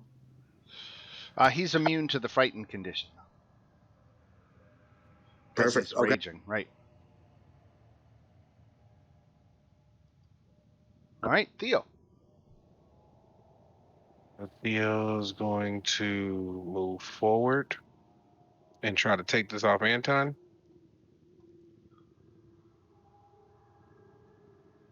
What do I need to roll for that? A DC 16 strength check.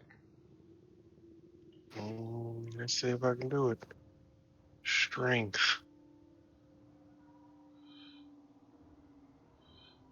Okay. DC 16? Come Yep. on, baby. Look at that. Good job. Pulled the cloaker off of Anton's head. Excellent job, Theo. Now Bless can firebolt with a guilty-free conscience.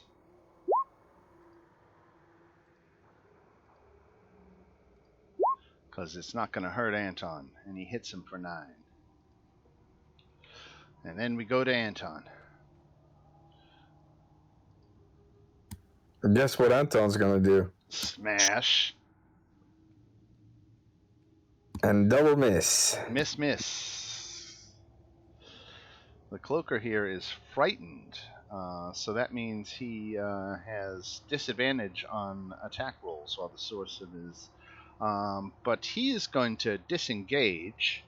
And 5, 10, 15, 20, 25, 30, 35, Opportunity. 40. He's just trying to get the hell away.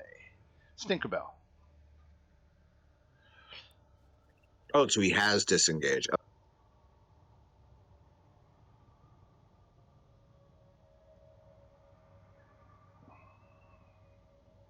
All right, I'm going to use Lance of Lethargy with my Eldritch.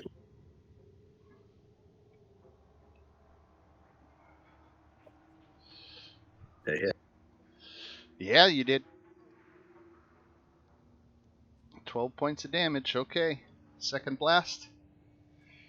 Hits. 10 points of damage. Down goes the Cloaker. Nice. Excellent work. Okay, those were worth a pretty penny. Those were worth 3,900 each. So that's 7,800. Let me do 7,800 divided by 6. 1,300 XP each. All right. Getting there. And you are at the junction with these two side caves that the cloakers came out of and attacked you. And up ahead, you can see another gate that resembles the same portcullis gate you passed through previously. Are we still frightened? No.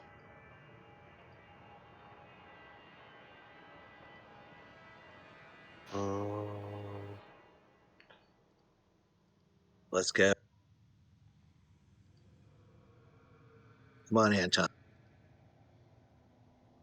Vámonos, muchachos.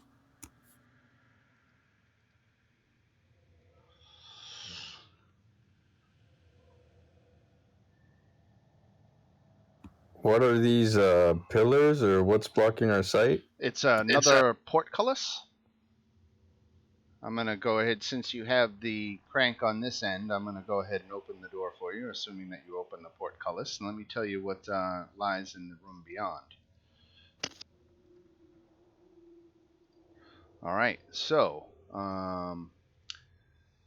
the walls of this 60-foot high cavern are covered with naturally formed crystal draperies that resemble frozen waterfalls. A 30-foot long, 10-foot wide, 20-foot deep fissure cuts across the middle of the ceiling like an open wound, and the ominous moan heard throughout the complex seems to be originating from there.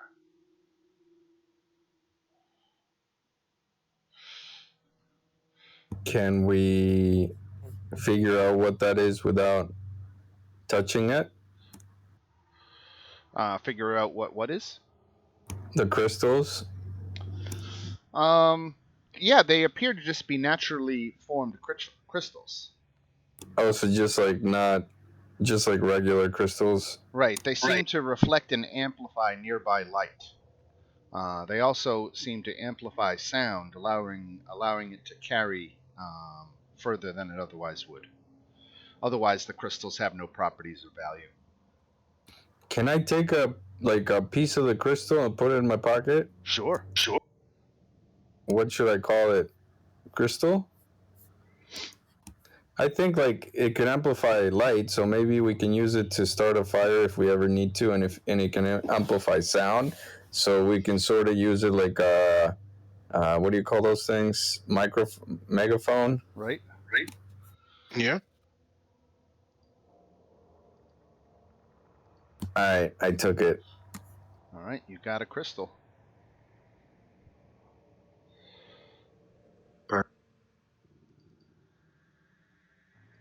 Well, seems pretty much useless. Other than that, I'm gonna see if I can pick up anything else with my perception. All right, as you are moving through the chamber, there's this crack in the ceiling, which is runs a good length of the room. There's actually descending down out of it is another cloaker, and this one already has its illusionary duplicates up. Bastard. So he dives down out of the room to attack all of you. So we can roll for initiative.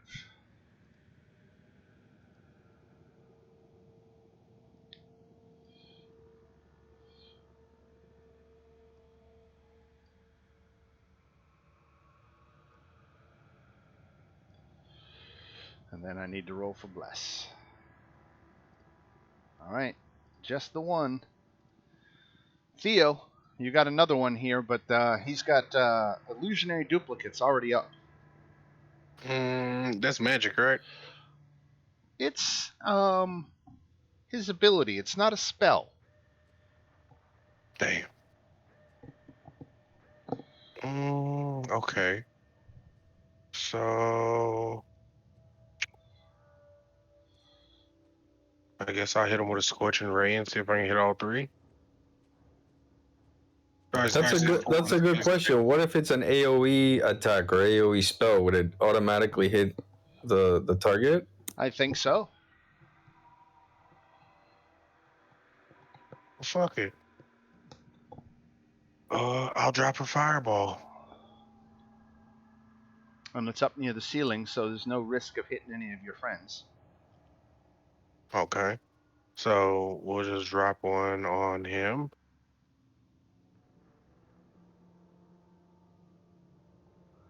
All right, a dexterity save for the Cloaker. He made it, so he takes Son of a 16 bitch. fire damage. Fortuitous circumstances, goddammit. He missed it.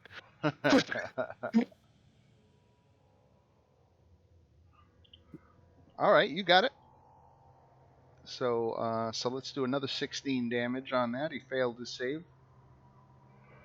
And if any of the duplicates takes damage, they disappear.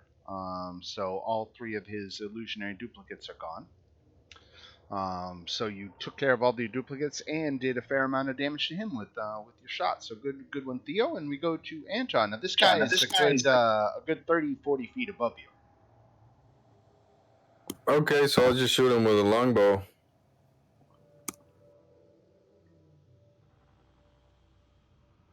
Okay, 23 hits for 7 damage.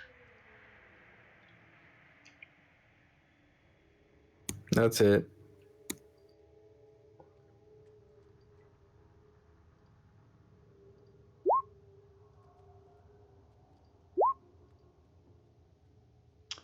And Bless hits for 7 fire damage with his firebolt. And that's when we go to Stinkerdoodle. Yeah.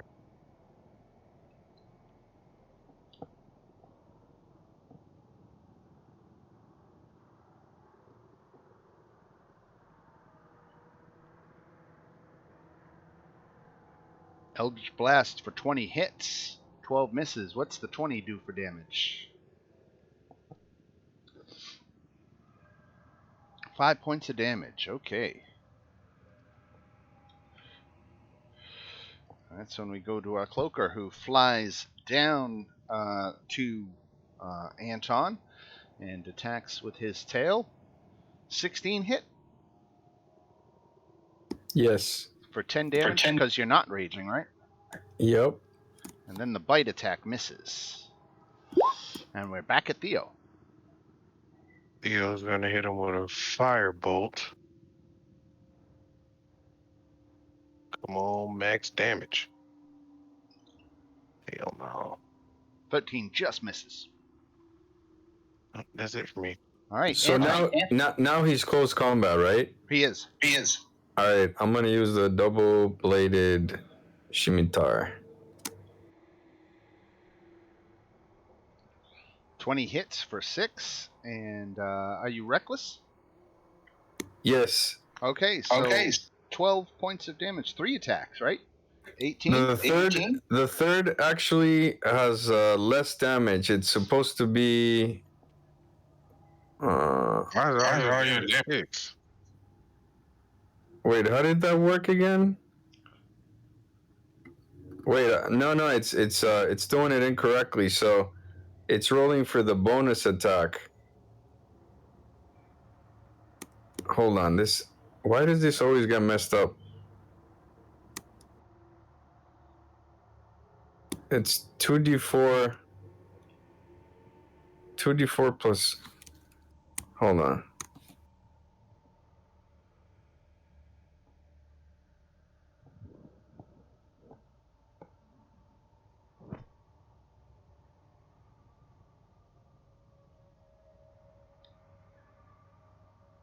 No, why is it? Oh, I rolled the greatsword, my bad.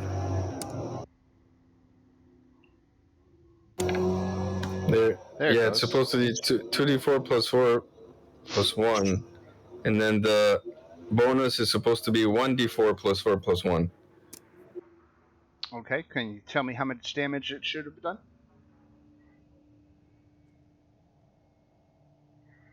Just help me with the math. 9? Okay. 10 plus 9 plus 9. So 27. Yep. All right. He had 27. So here's another 3,900.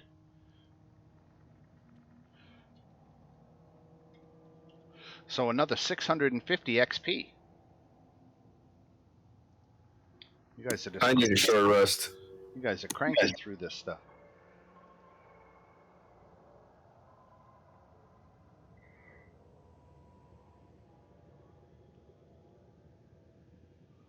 Is there anything else in that crevice?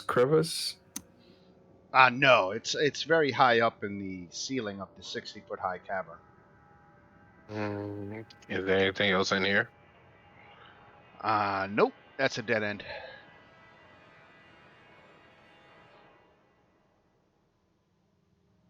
Looks like there's only one way to go. Theo, why don't you make a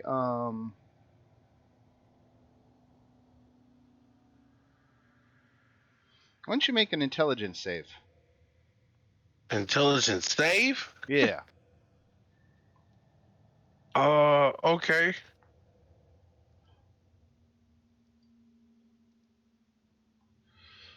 What the fuck is it? Intelligence save. Intelligence save. Come on, big number. There you go. Yeah. All right. You've detected an illusionary wall. Awesome. This whole section of wall right here is illusionary. Who's in here?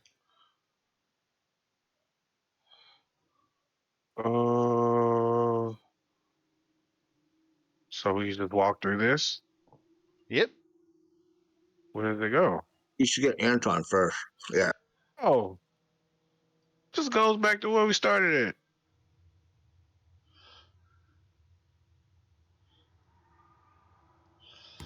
I have a feeling that north wall is also illusionary.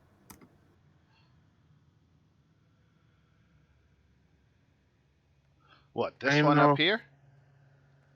Yep. No, I'll tell you. That's one of the areas of the map where they give you room to expand the dungeon if you want to, but I don't want to, so it's a dead end. Okay. But you're right. Graphically, it would have given you a clue because it would have looked just like a straight dynamic line across an otherwise open path, right? Okay, let's go to the left. Go west. Okay, so let me tell you what you see here. I got to scroll back up here. The forest gives way to silence. Your feet crunch beneath twigs and autumnal leaves. Amidst the brush, you find an elk carved from stone. Its hind leg is missing, and the years have worn down much of its antlers. But other than that, the detail is remarkable.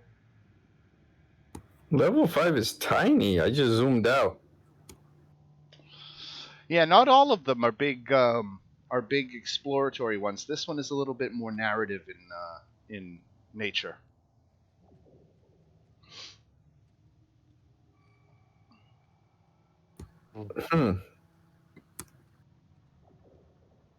Is this like a castle or south? It seems to be like a very Why doesn't everybody make a perception check? Perception check. Yeah, come back up to this area here because you all kind of came through here. But there was something up here to see with a perception check. So. Okay, perception. Always perception. There's no way I could roll that many ones. 17, no bueno. No bueno. You needed a 20. Damn. Damn.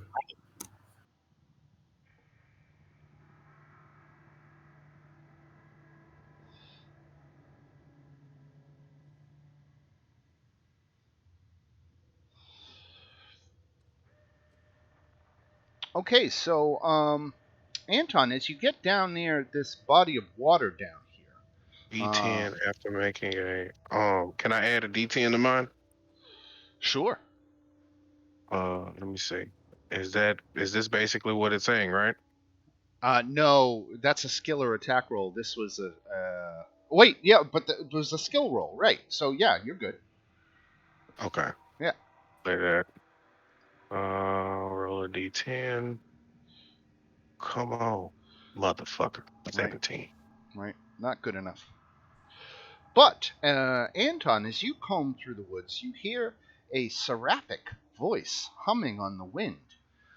You break through the brush and find a spring dazzling under the sunlight. Bathing in its waters is an elven maiden of such unimaginable beauty, you find yourself thinking it must be a glamour. The water itself bends to her will, snaking up to wash the dirt from her pale flesh and sweep through her raven black hair.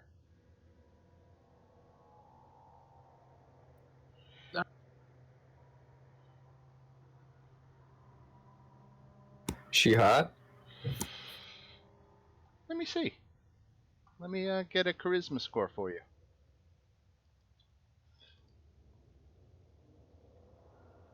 Charisma 11.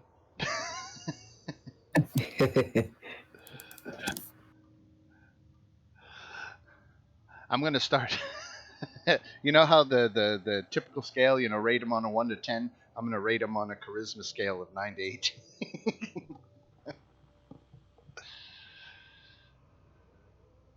So, are we like talking or no?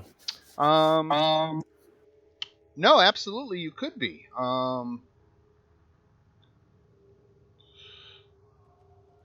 Let Theo me swoops over as suave as he can and says, "Hello, my fair maiden."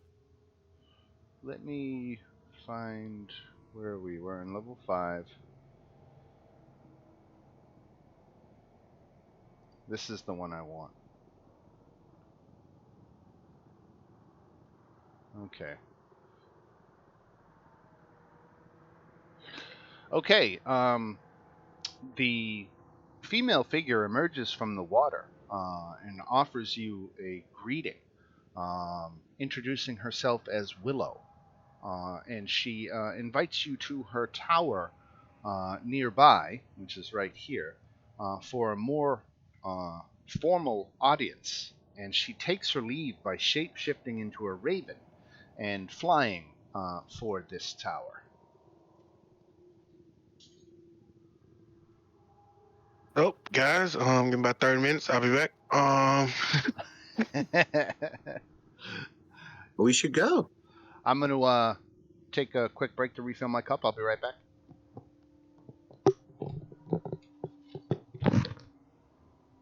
We should check it out.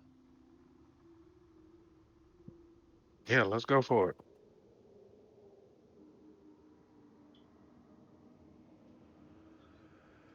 Not to be all YOLO. That's my job. No.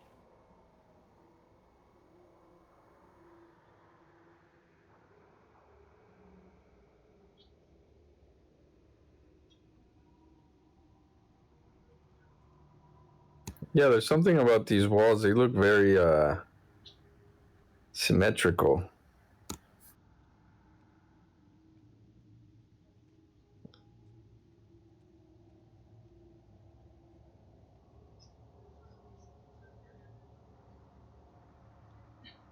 You think there's some kind of secret door? I think it's some sort of building or fortress that we can't see into.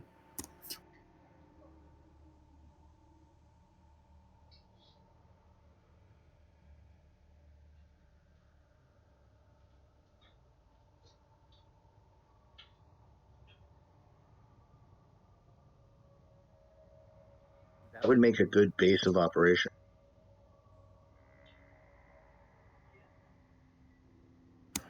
There's a lot of monsters down here, guys. Yeah, I need a short rest before we go in there.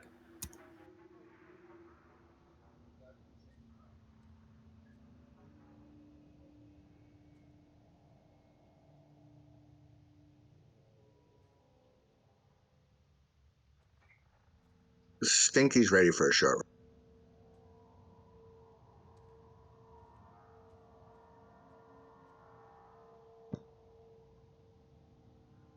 Theo, what do you? Theo's just flying by trying to get a full sense of what's over there. How high is these walls? Because I might be able to fly down, then send my broom back down for Anton.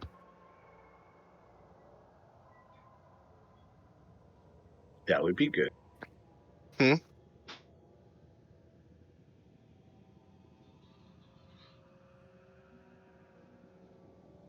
No, Dan's gonna have to decide that. That's a good idea, though. Say it again. What was that?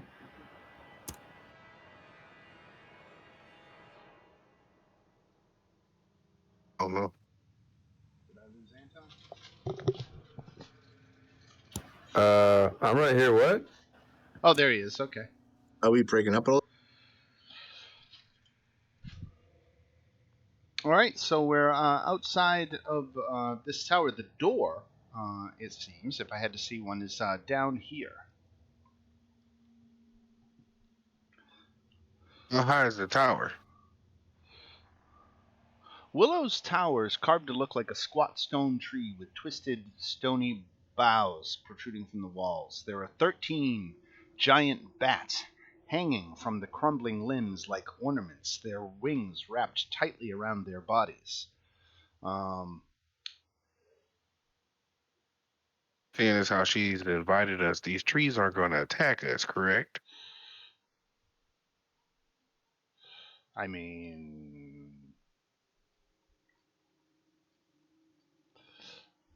I mean, because I can just fly up and then send my broom back down for Anton. We skipped the short rest.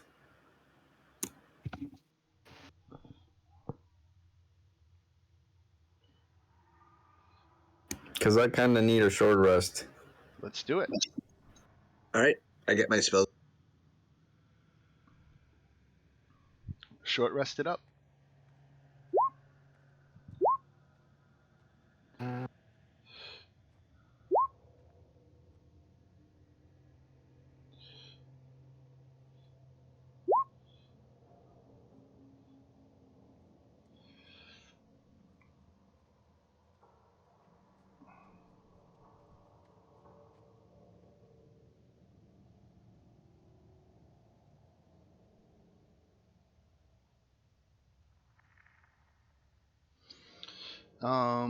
Where is this? I read this whole chapter earlier, and I'm trying to find something that I read earlier, and I can't find it now.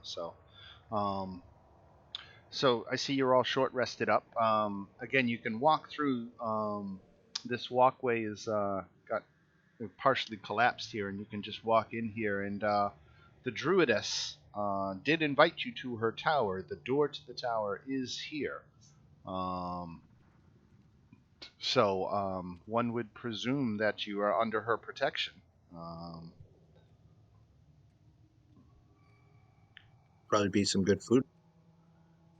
Now, a little bit to the south here, you can see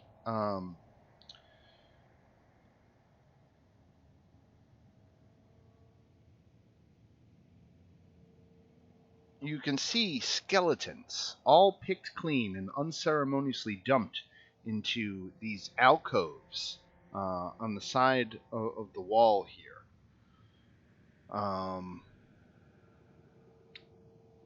The skeletons here are picked clean and so ancient that there's no discerning the cause of death. But there are a lack of symptoms to help narrow it down. There are no broken bones, no burn marks, etc. So you've got just these skeletons.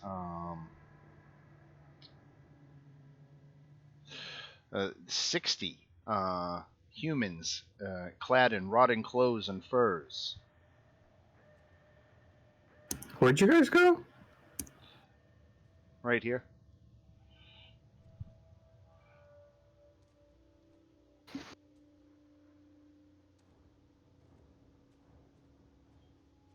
Hmm. You want to take on all the trees? No.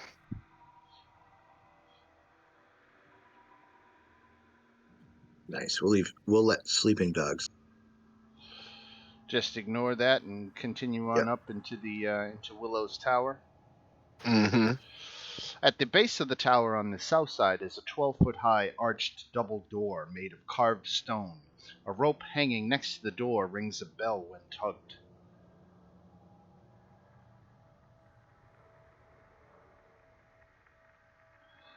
Stinky uses the knocker and slams it against the door 3 times.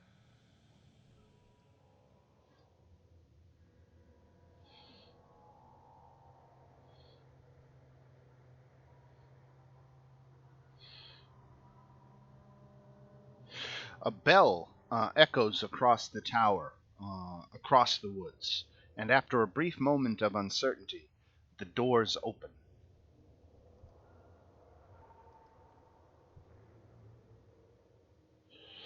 A tree whose trunk is carved suspiciously in the likeness of the Mad Mage greets you.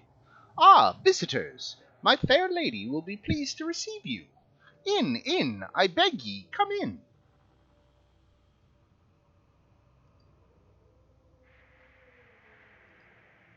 We're finally getting treated like VIP. Can we? Is there anything we can roll to see if she's trying to trick us? Like if she's genuine? The tree answering the door? Yeah.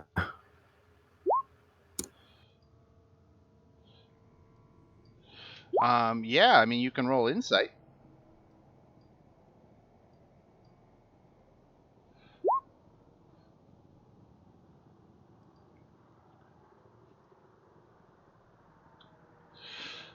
So there's nothing seemingly duplicitous about her invitation to come inside. Or the tree's invitation to come inside, I should say. Because you are talking to a tree. Leo says, "Fuck it, let's go." Right. So the tree introduces itself as Halistry, and says that it is an attendant to the Lady Willow, um, and that Willow will be pleased to receive you. And the tree shows you into the room here. Now, there are dead leaves and twigs covering the dusty floor, and the room has a vaulted ceiling 20 feet high, with stone pillars carved to look like trees, supporting a 10-foot high stone balcony that runs along the northeast and south walls. The tree's stone branches serve as the balcony's railings. Willow, the druidess, is here, attended by her Displacer Beast companion, and Halistry, her awakened tree usher. Willow wears a gold key on a string around her neck, and the Archdruid sits meditating in a throne of yellow crystal that stands in the western alcove. The throne has eyes carved into it.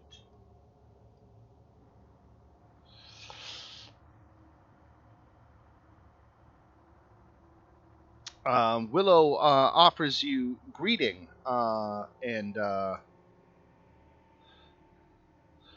and says, where is it here?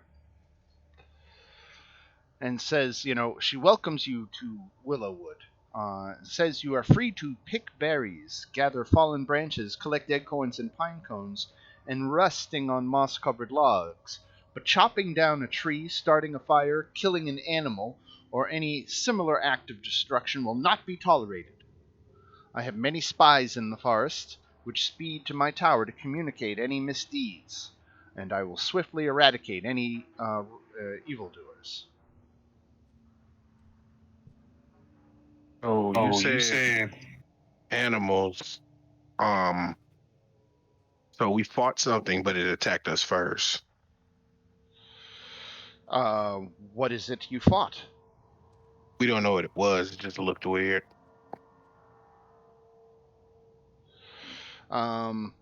Where did you fight these creatures? It was It was over there by the polished. portcullis and stuff, and there She, was a room full of crystals. she said, then you've done me a favor. Those were a small group of cloakers that were encroaching on my territory. They're not natural creatures and have no place here. Okay, so you owe us a favor. One could say that perhaps I do. And my favor to you will be in the form of advice and information. Um, Hmm.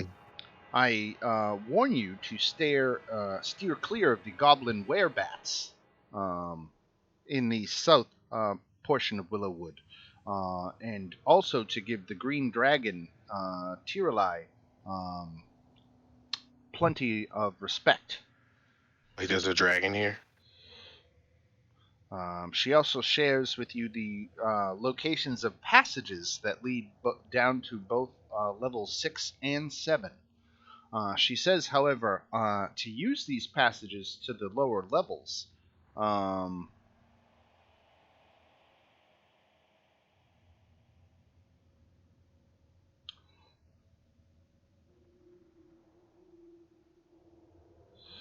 um, okay, so she will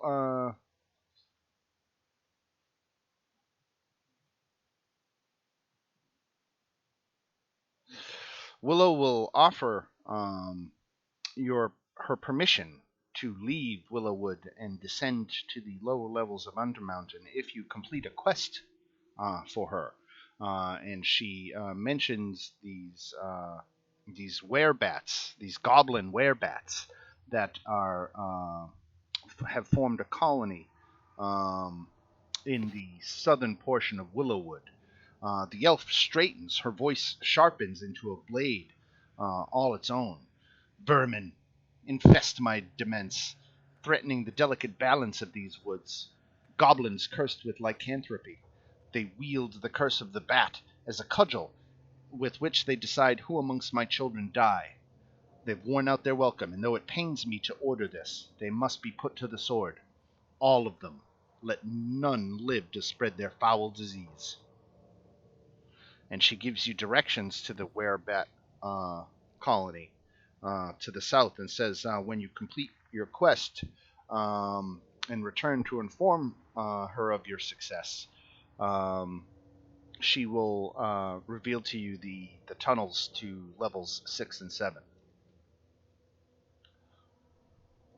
Sounds like a job for the A team. Do you by chance have a map? Um, let's see. Let me zoom out so I can.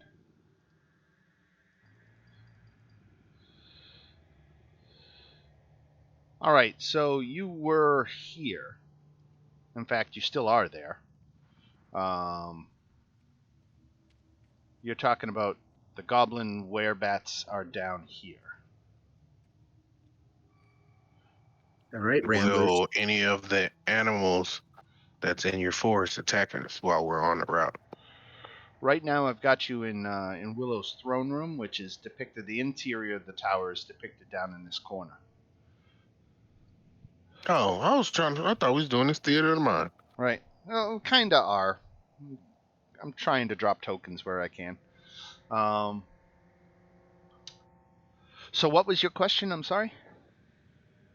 Will her creatures, her denizens of the forest, attack us while we're here?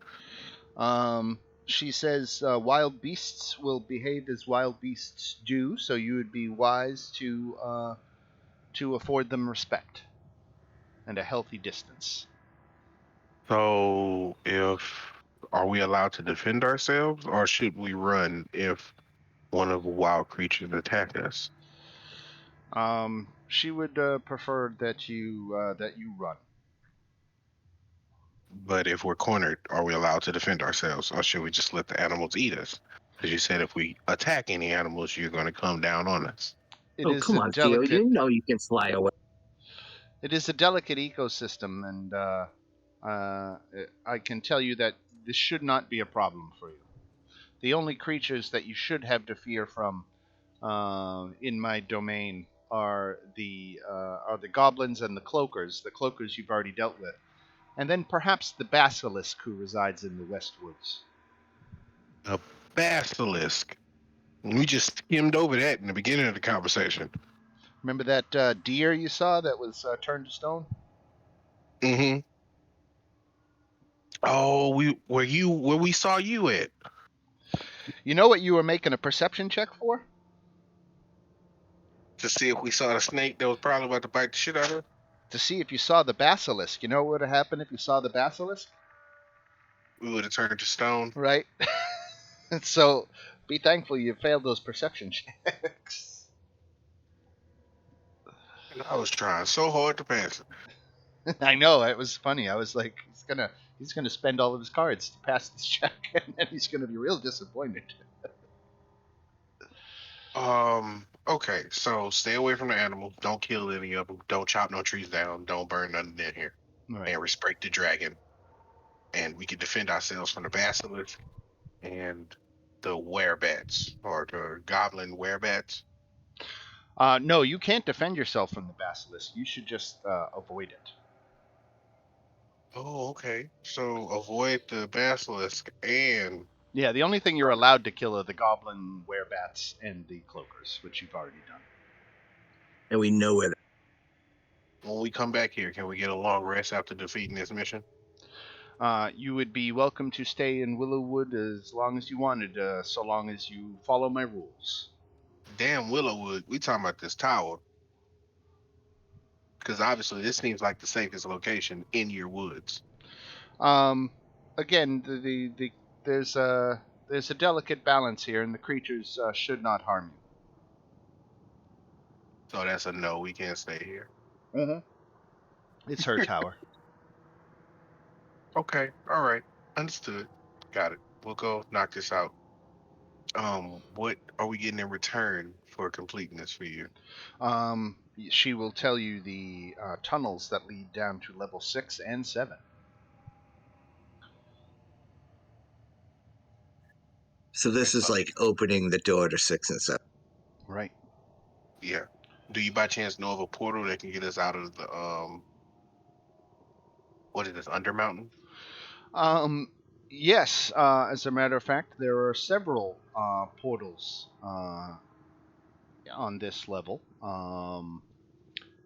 She said, besides the portal that is in my tower itself, that there's a portal gate, an arch gate here.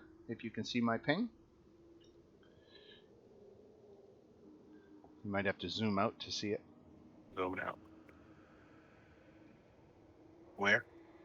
I'm pinging it right here. Okay. So there's a gate there. There's a gate over with the green dragon who nests here. Not going there. Not fucking with that. And I'm just going off the gates that I remember off the top of my head. I know there's a gate inside the tower. There's a gate there. So there's at least 3 gates on this level. Are they one-way gates or back and forth away gates? They should be 2-way. And she says if you deal with the goblin or werebat problem, she will tell you what information she knows about how to activate the gates. Say this. We got this. Let's do it. You got yourself a deal, lady.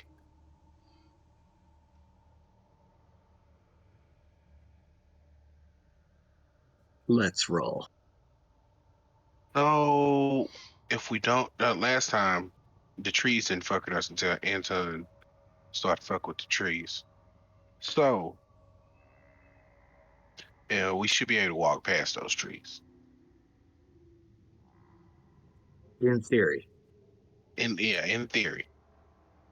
Now, as far as this damn I'll be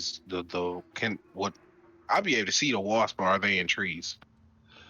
Let me see if I can tell what the hell's going on in here. This is Area 5. What's going on with the big wasps here? So,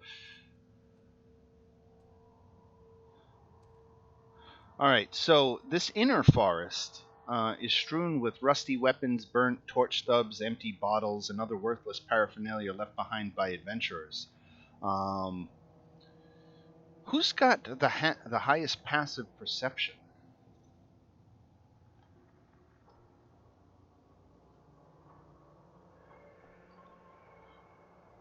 Mine's 13.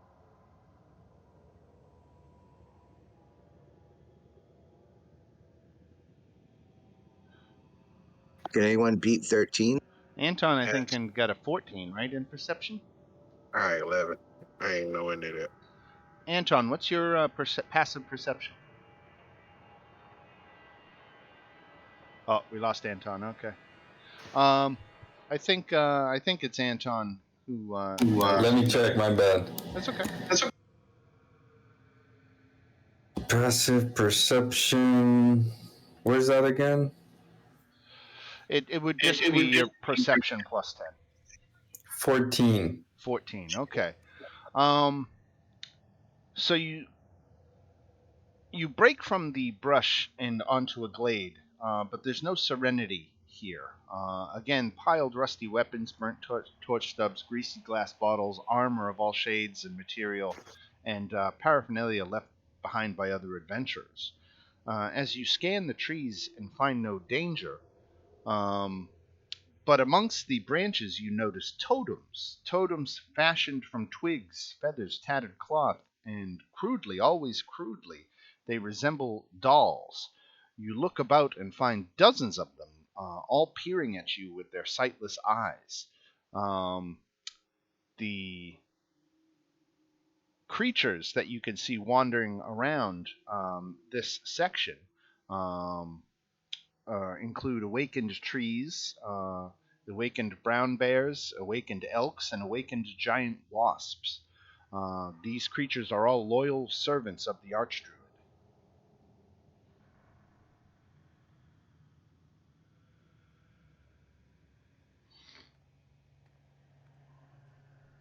Okay, so if they see us, and we should smell like a tower by now, so Right. they should be straight. We should be good. Right? Right? No? Let's go. I have faith. Lead the way.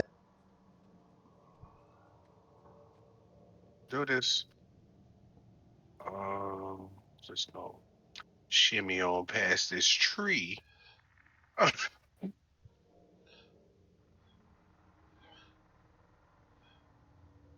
Is this what is this? Is this like water or what is this? It's just like sand and small stones, pebbles.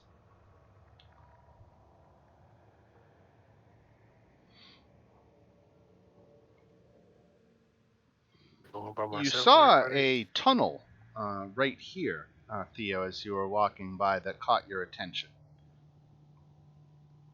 Let me tell you more about it, if I can scroll down to it here. So, a tunnel gapes before you, spiraling down into the depths of the earth. You don't need to be a mason or a dwarf to know that it was made fairly recently, and without a steady hand or any craftsmanship whatsoever. No creature made this tunnel, a hulking creature capable of burrowing through earth and stone with ease.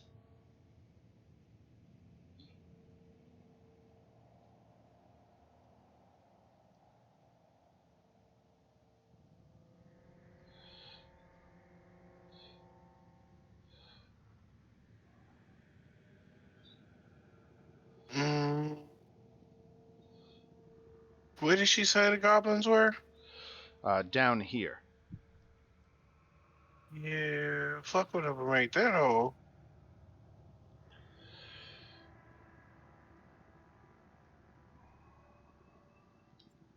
Good job. I just see like the four of us standing together in a room. Yeah, Oh, yeah, move right. let me take Zoom care out. of those tokens. Let me. Yeah, you're looking down in the lower left corner here. We left there. Let me delete those tokens. So we I are. spent like 3 minutes in. Yeah, if you zoom out, you'll see me pinging. So we're all in this area here.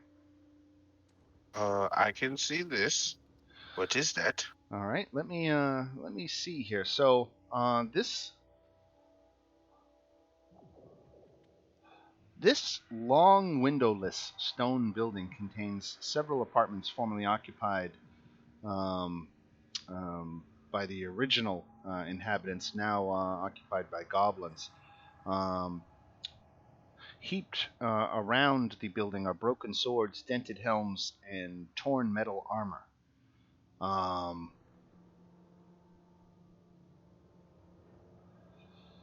right, and let me zoom in so I can see a little bit better.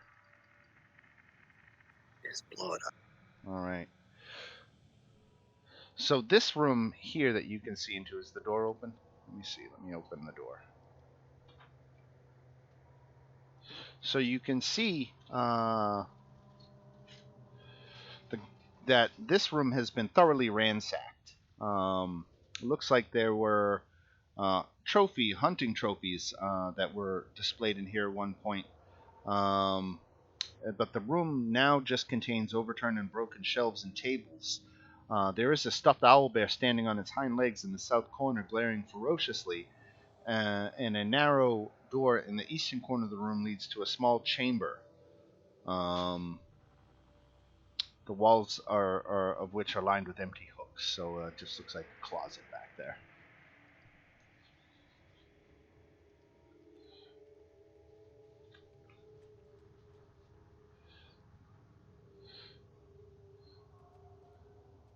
And you can see into this cave. This isn't a building, but rather a cave that's over here. And of course, it's got a completely different number. So, hanging in this cave are three bats hanging from the ceiling, apparently sleeping. They giant bats. A crude weapon rack made of lashed bones stands in the middle of the cave.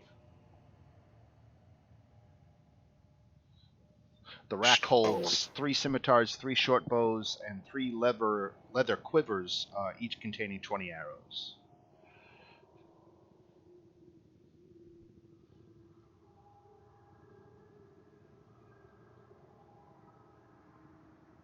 Whatever's in there can get us.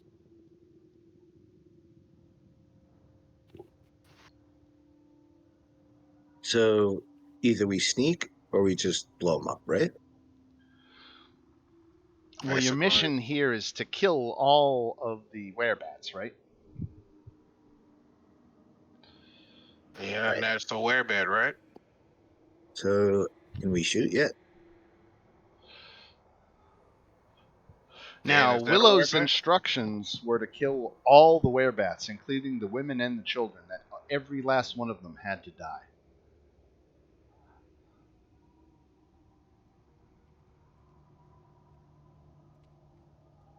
Okay, so Walk in first and see if they actually are as bad as they say they are. all right. You go ahead. If they attack, then we'll react. This is a. You have a good charisma, right? I don't need one. I got a fireball. All right. I'm gonna walk over and say hello. All right. So they wake up. They all drop to the floor and assume their goblin forms, pick up weapons and arm themselves, but they don't rush to attack. They just stand at alert. Of course, you're an intruder into their territory, and they don't know who you are, so they're just looking at you right now. Now, do these guys speak common? Speak common? No, they speak goblin. Goblin. I'm going to. I speak up. You speak goblin? Because I was gonna cast tongues. Yeah, I speak goblin. Okay, I'll let you lead the Stinky's negotiation. like, was that That was goblin. Stinky flies up and he's like, "Hey, goblins, me llamo Stinky. Who are you guys?" Let me see something here. I'm trying to And find I do have something. a high charisma.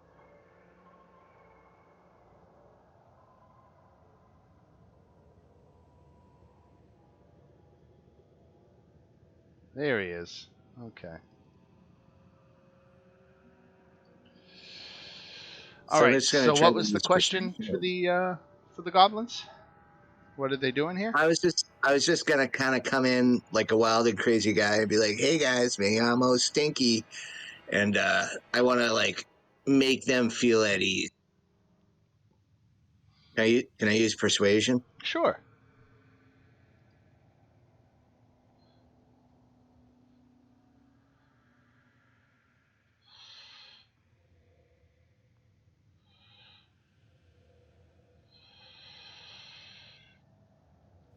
Yeah, I suppose I could do Fey presence too.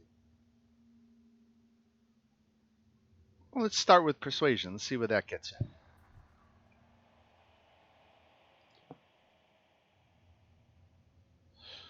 All right. They're guarded, but they're they're asking, what you doing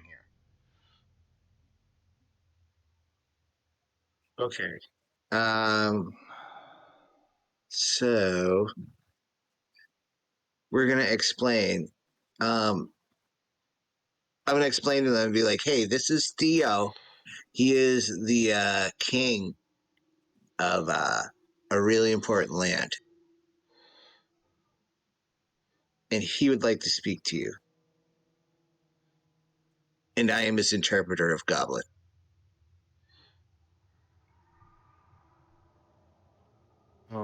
Essentially, what I'm asking is, she wants them gone, basically, right? Right. Um, so we're here to negotiate possibly uprooting your whole civilization and moving to another floor of the dungeon. Preferably, you can move up to the what floor are we on? Fifth? We're on the fifth right now, right? You can move up to the fourth floor, and at the fourth floor, there's a bunch of open space recently because we killed the aboleth, so it's pretty safe up there.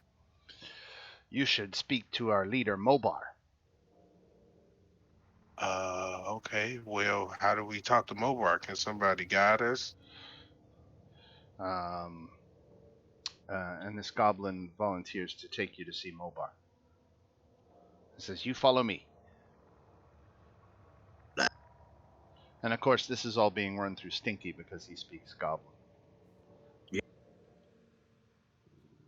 Excuse me, sir. I speak Jet. So, and that's how that.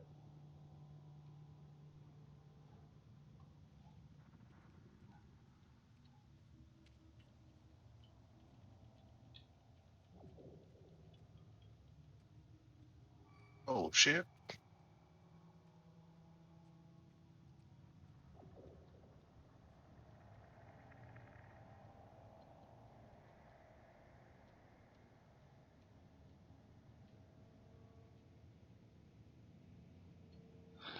And then he points to the west and says, "This Mobar."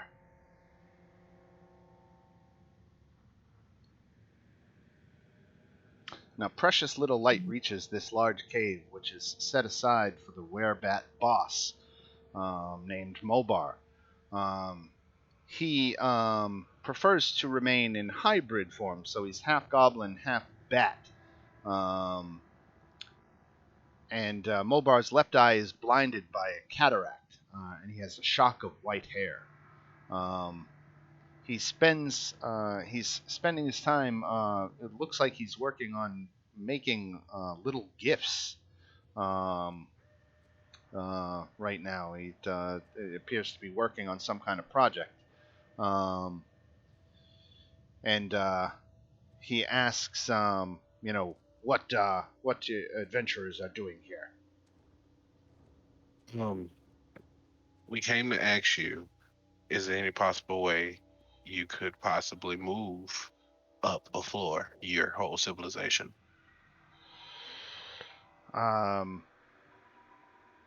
Why leave Willowwood? Willowwood is a goblin's home. Because Willow, Mm-hmm. the person that this place seems to be named after, wants you gone. So, seeing as how the animals and everything also answer to her, you might want to leave before she has them all come after you. Because in this situation, you're kind of surrounded by a person who doesn't want you here. Mobar becomes very despondent. Um, he says, my love, I knew I was making her angry by not killing that that bastard Vool. I must prove my love to her and win back her affections. No, no, no, Uh, no, no, no, no. What you should do is move up a floor and give her space and time to think about it. You know, women like space and time. You should do that. he explains that recently there was a goblin named Vool, Vool, and Vool um, had been feeding on the animals of the forest. And as punishment, they banished Vool um, from the settlement. Um, and Mobar is convinced that this is the reason why Willow is so angry. And he's asking you to please, so that they don't have to leave their homes, to go find this Vool and kill him and bring his head back to Mobar, so that Mobar can provide it as a gift for Willow, and that she might forgive them. Um, is Wool on this floor? Because we can't leave this floor Right. until we get y'all to leave. Vool has been banished. No one has seen him recently, but he would not have been permitted to leave to the lower levels. So we're gonna assume that because we didn't run into a Wool on the floor above. Right. We're gonna assume that he's on this floor. He's somewhere down here. Fuck. Where the fuck would Wool be? Got any magical means of tracking him down or anything? No, To locate? I wish. Divinations? No? No. Um, so I guess my question would be, um, fuck, I don't have anything I could use. Let's see. Banishment, no. No. Great invisibility, no. Magic mouth, no. That spell sounds so wrong.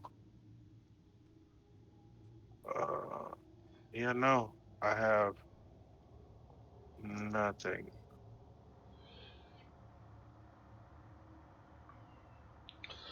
So, Mobar says um, that there is a cave. If you follow the river south, you will eventually come across a cave, and some of the goblin fishermen may have seen Vool in that area since his banishment.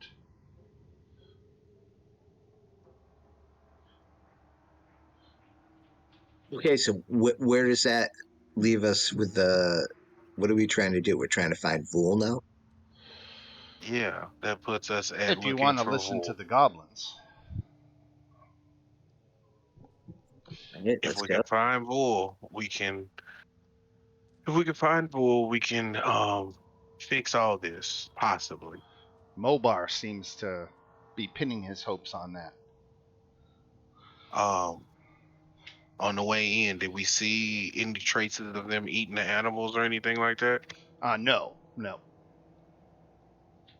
So yeah, um, if they don't have any traces of them eating the animals, that means that they're not doing it.